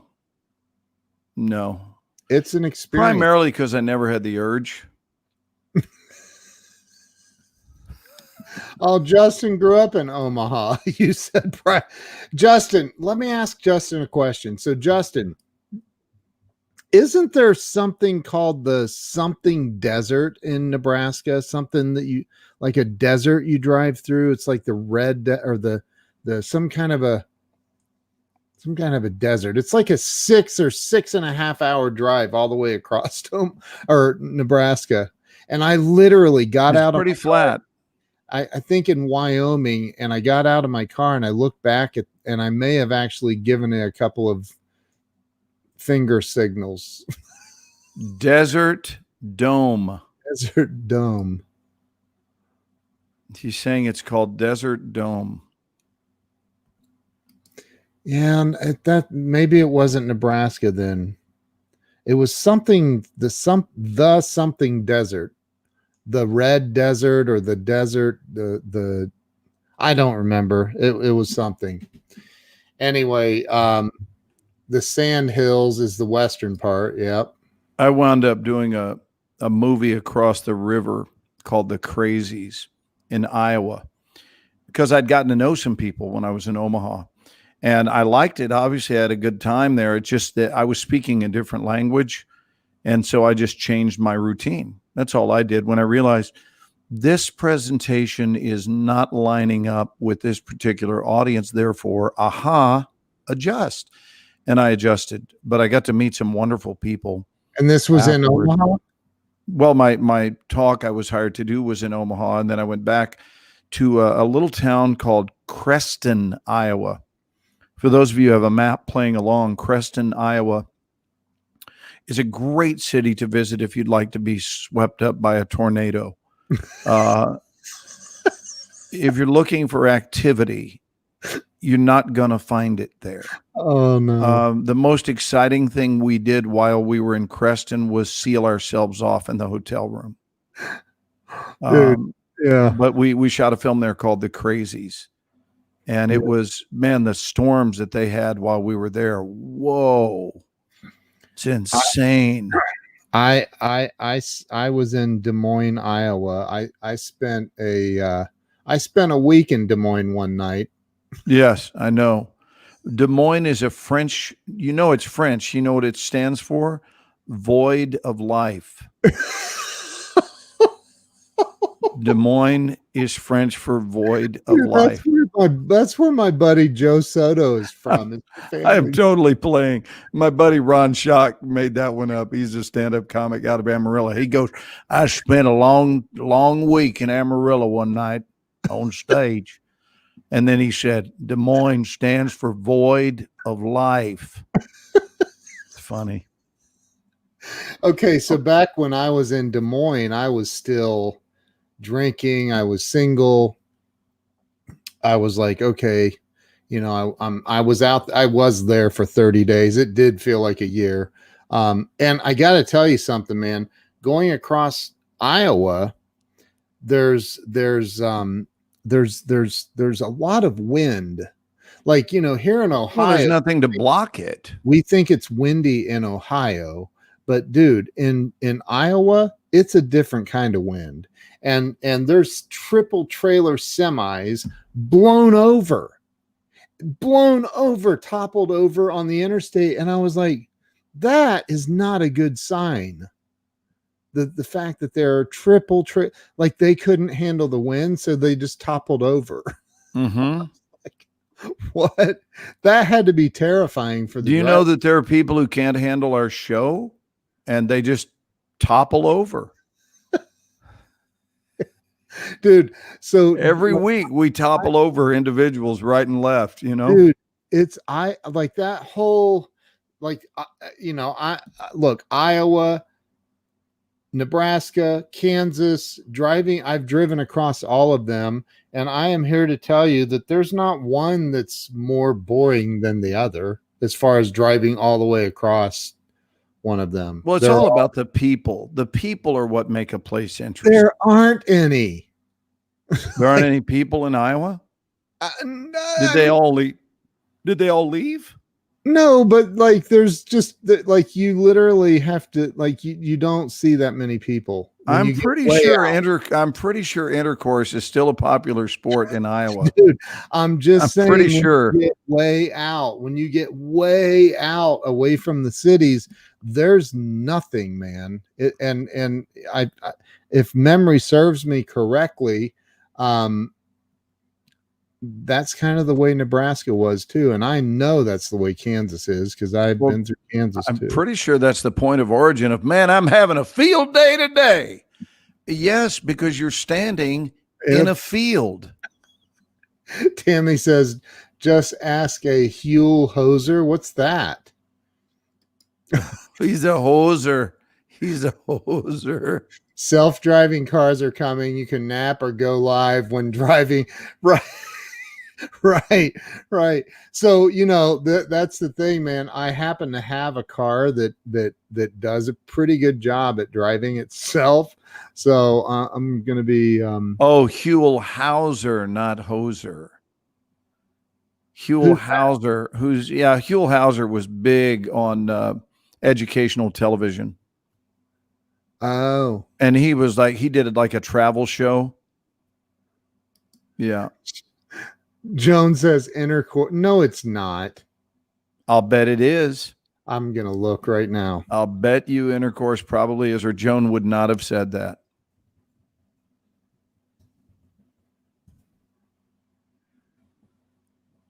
I'm looking. That was the quietest moment in the history of the show, Ken, right there. It is. It's a village in Pennsylvania. Yeah. And they have Amish buggy rides there. Yeah. Is that what they call it? A buggy ride? Dude, it's right outside of Lancaster, which is... Hey, you want to take a buggy ride? Welcome to intercourse. Want to take a buggy ride? Dude, look. Funny. There it is. So look, I'm going to zoom back in on it. And see, this is what I love about the Ken and Glenn show. We are educational to the nth degree. Look, welcome to intercourse. That's really funny. What? Amish view? I'll bet you that sign has been photographed so many times. Oh my gosh. Okay, I'm zooming out. I want to see. Okay, I know. I wonder, you know what, Ken? I wonder if people have ever. That's right between Philly and Harrisburg. Yeah. Oh, you and I got to go there sometime, dude. Wow. Tim Allen and Kirstie Alley made a movie based in intercourse called For Richer or Poorer. Really? Joan Wow. says, yes, it's near Blue Ball.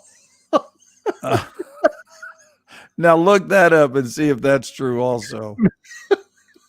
It No. might be. No way. Let me see. If that's true, I'm never going back to Pennsylvania. Oh my God.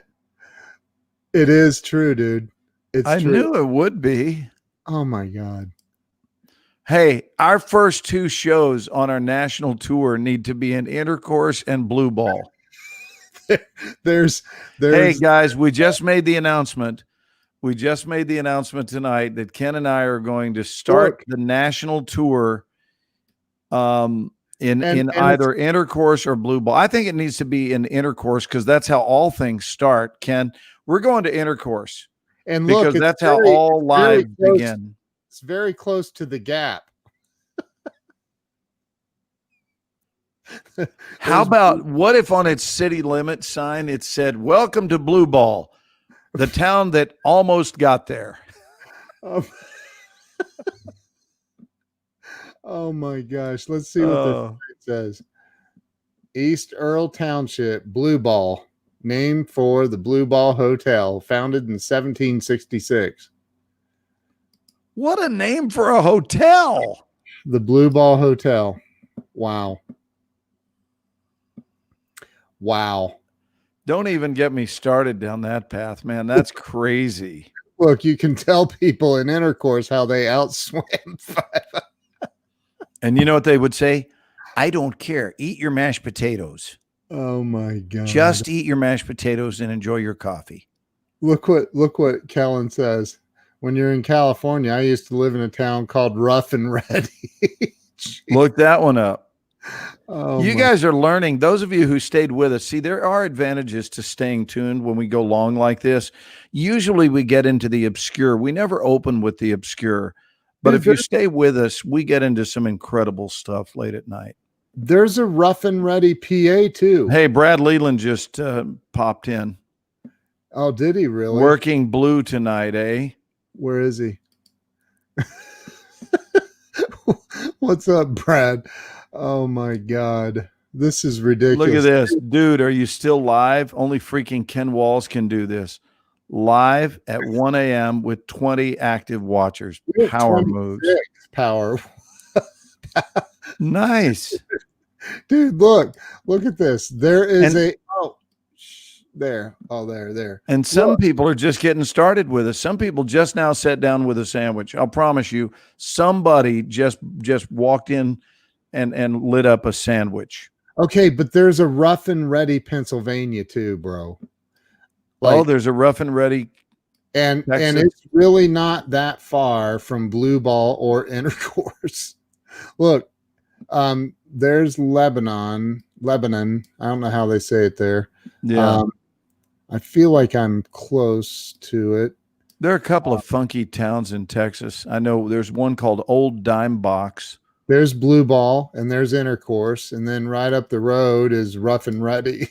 Oh, look, 20 miles north of Rough and Ready is Get You Some. It's Get You Some. Oh my God. That's funny. That is so We have a town in Texas. Now let's tour down through Texas and look up the town called Frog Knot. There's a town called Frog Knot, Texas. There it is. We're heading to Texas. Okay, there's Frog Knot down by Blue Ridge. It's near Blue Ridge and Celeste. If you'll go in closer, you'll see a town nearby called Celeste. So it's northeast of It's Dallas. northeast of Dallas. That's why I know it. Frog Knot. And see if you can find Celeste. It's right between Celeste and Blue Ridge. Okay, Frog Knot. There's Celeste, isn't it? Where? I see Blue Ridge. Just enter Celeste, Texas, and you'll see it. CEL. Oh, there. Yeah, there's Celeste. And there's Blue Ridge. and there's Frog Knot. Right here somewhere. Yeah, it's right between Celeste and Blue Ridge. Wow. What I love is when you try to get directions to Frog Knot, there's always some good old boy who goes, okay, it's right up the road between Celeste and Blue Ridge. We'll see you later. And you're going, that did not help me. Now, with GPS, it's different. You can find anywhere. But in the good old days, when you had to ask some toothless fella for directions, it was always weird when they'd come up and say, you just go down the road there.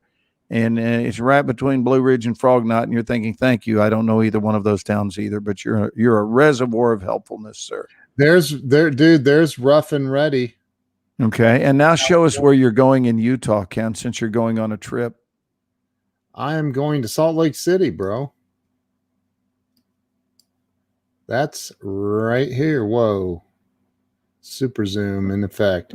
You know, I've only flown into Salt Lake, and it was one time, and I think the sun was just setting. I had sat on the tarmac in Las Vegas for like, I don't even know how long. Lightning storms in Las Vegas. Really bad. Troy said, I just put my kids to bed, and I said, let me check. And yes, he's still alive. This Glenn brother is pretty cool. Now I'm about to fire up a sandwich and book a tea time. And fire golf course down from intercourse. At Great Balls Fire golf course down from intercourse. Oh my God, that's hilarious. Do we need a mask at Rough and Ready? Oh, look up Ding Dong, Texas. Let's see. Ding Dong, Texas. Ding Dong, Texas. Let's look up Ding Dong. It's 10 miles west of the town of Dangleville. Ding Dong. There it is. Ding Dong, Texas. Good Lord have mercy. Did I tell you that I actually met the mayor of Ding Dong? No. Yeah. Can I show you what he looks like? Sure. Hey, I'm the mayor of Ding Dong. What's up? What's up? What are you doing there? What are you doing? We're glad to have you in our town. That's it. That was the mayor of Ding Dong. Oh my God. Gosh, how do you expect someone to take you seriously when you hand them the card that says, I'm a mayor of Ding Dong? Yeah, no. You're the mayor of Ding Dong. Yeah, there are convenience stores in Iowa with that name. that is no. Yeah. In Iowa? Burning Town. Yes, there's a chain of stores throughout that part of the Midwest called Come and Go. It's true. Yeah, Bountiful's a beautiful town, Robert. Robert mentioned Bountiful, Utah. That's a gorgeous, gorgeous place. Legit search Huell Hauser. Who is that? What is that? Who is that? He was the host of a travel show. Oh. And I'm pretty sure Huell was originally from Texas. I know he's from a southern state, but I think it may have been Texas. But he was big out in California for years. Oh, I'm from good old Ding Dong, Texas. Wow. I stopped at I didn't see where Ding Dong was, though. Where is it? Because maybe I need to go have lunch there and see if I can meet the mayor while I'm in Ding Dong. Dude, you would make the mayor of Ding Dong's life. There's Austin. It's a hike from you, dude. About 3 hours or so. Okay, show me where Austin is, because Austin's 3 hours from our house. Yeah, so it's just north of Austin, right here. There's Temple. Oh, so it's west of Temple, Texas. Yeah, it's west of Temple. All right. There's Killeen. You know what? Doesn't Brad Leland live down in Austin? No, Brad lives north of me. Oh, he does in Dallas? Yeah, somebody needs to open a doorbell company in Ding Dong, Texas. I mean, really. How do you not have a doorbell, the Ding Dong Doorbell Company? That's what Wow. I'd be doing. Wow. Seriously, that's How about the church's name, like First Baptist Ding Dong? Good morning, y'all. Welcome to the First Baptist Church of Ding Dong. Every one of you look completely foolish. All of you look like ding dongers. That's what we call our local people here. Y'all look like ding dongs, but God bless you. Good morning to you. I bet you that's what it sounds like, a Sunday service in Ding Dong, Texas. Are they ding dongians? Ding dongers. Ding dongers. Man, I'm going to go to Ding Dong just to do a church service there. I need to attend a church service in Ding Dong. That just made my bucket list. Wow.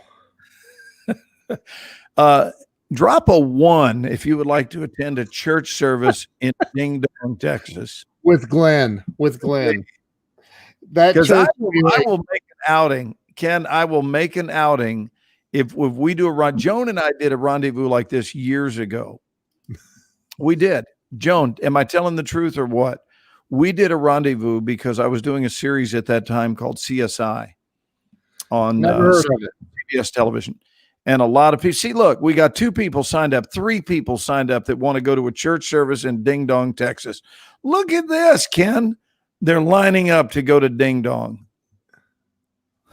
Wow.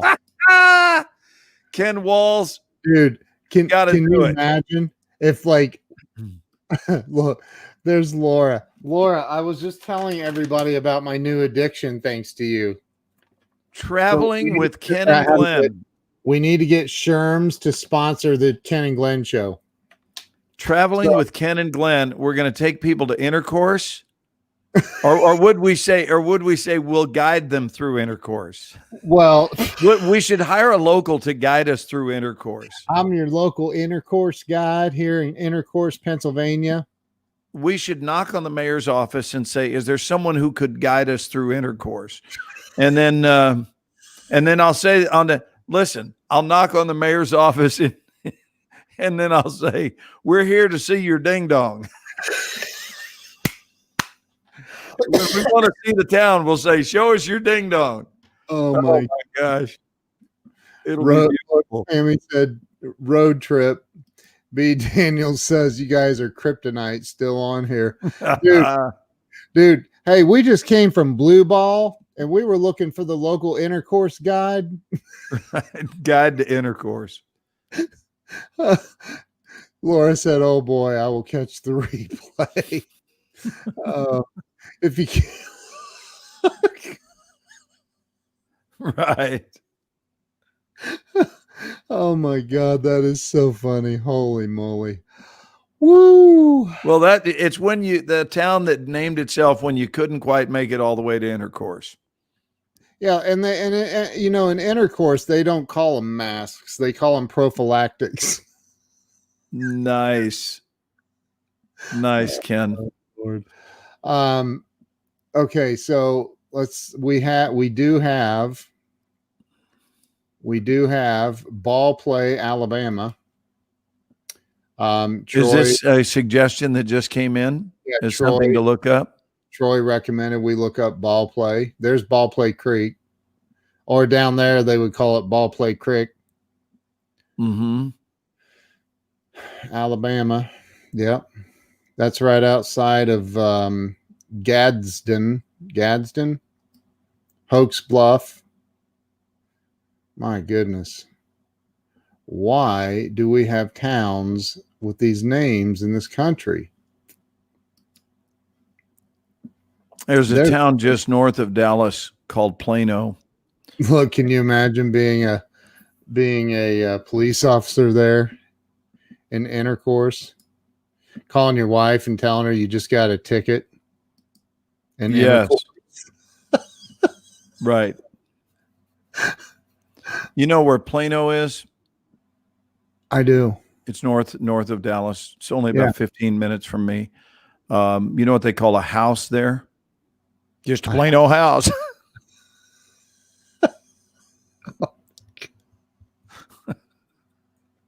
Oh my God. Holy crap. Wait a minute. Wait a minute. Jay the weatherman's going to talk to you about the weather in Blue Ball. Jeez. Oh my gosh. Oh my gosh. We've got a front coming in from the west. Oh my gosh. Blue Ball's going to get hammered tomorrow.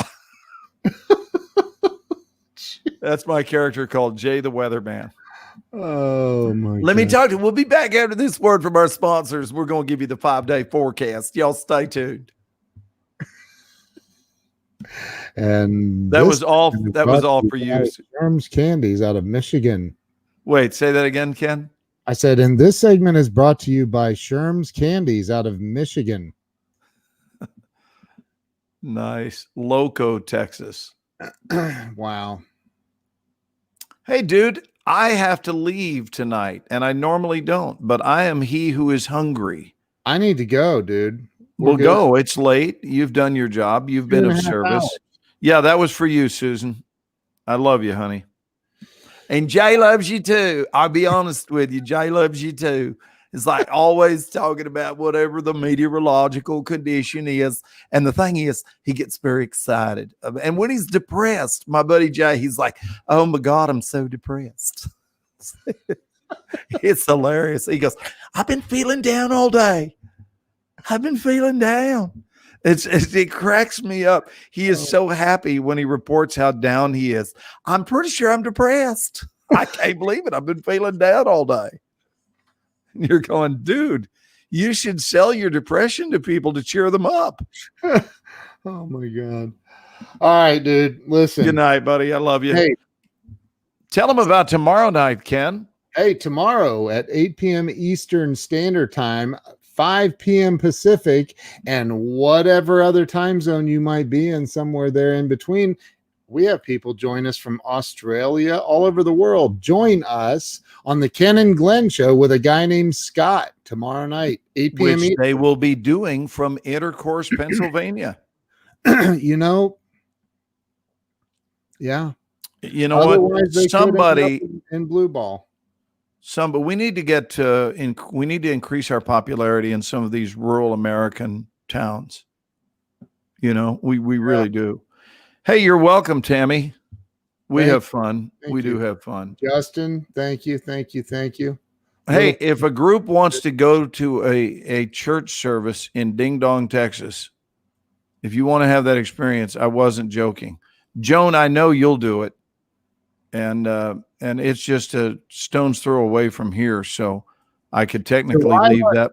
Lila is ignoring my pleas with her. Yeah. Well, just because she doesn't know what she's missing.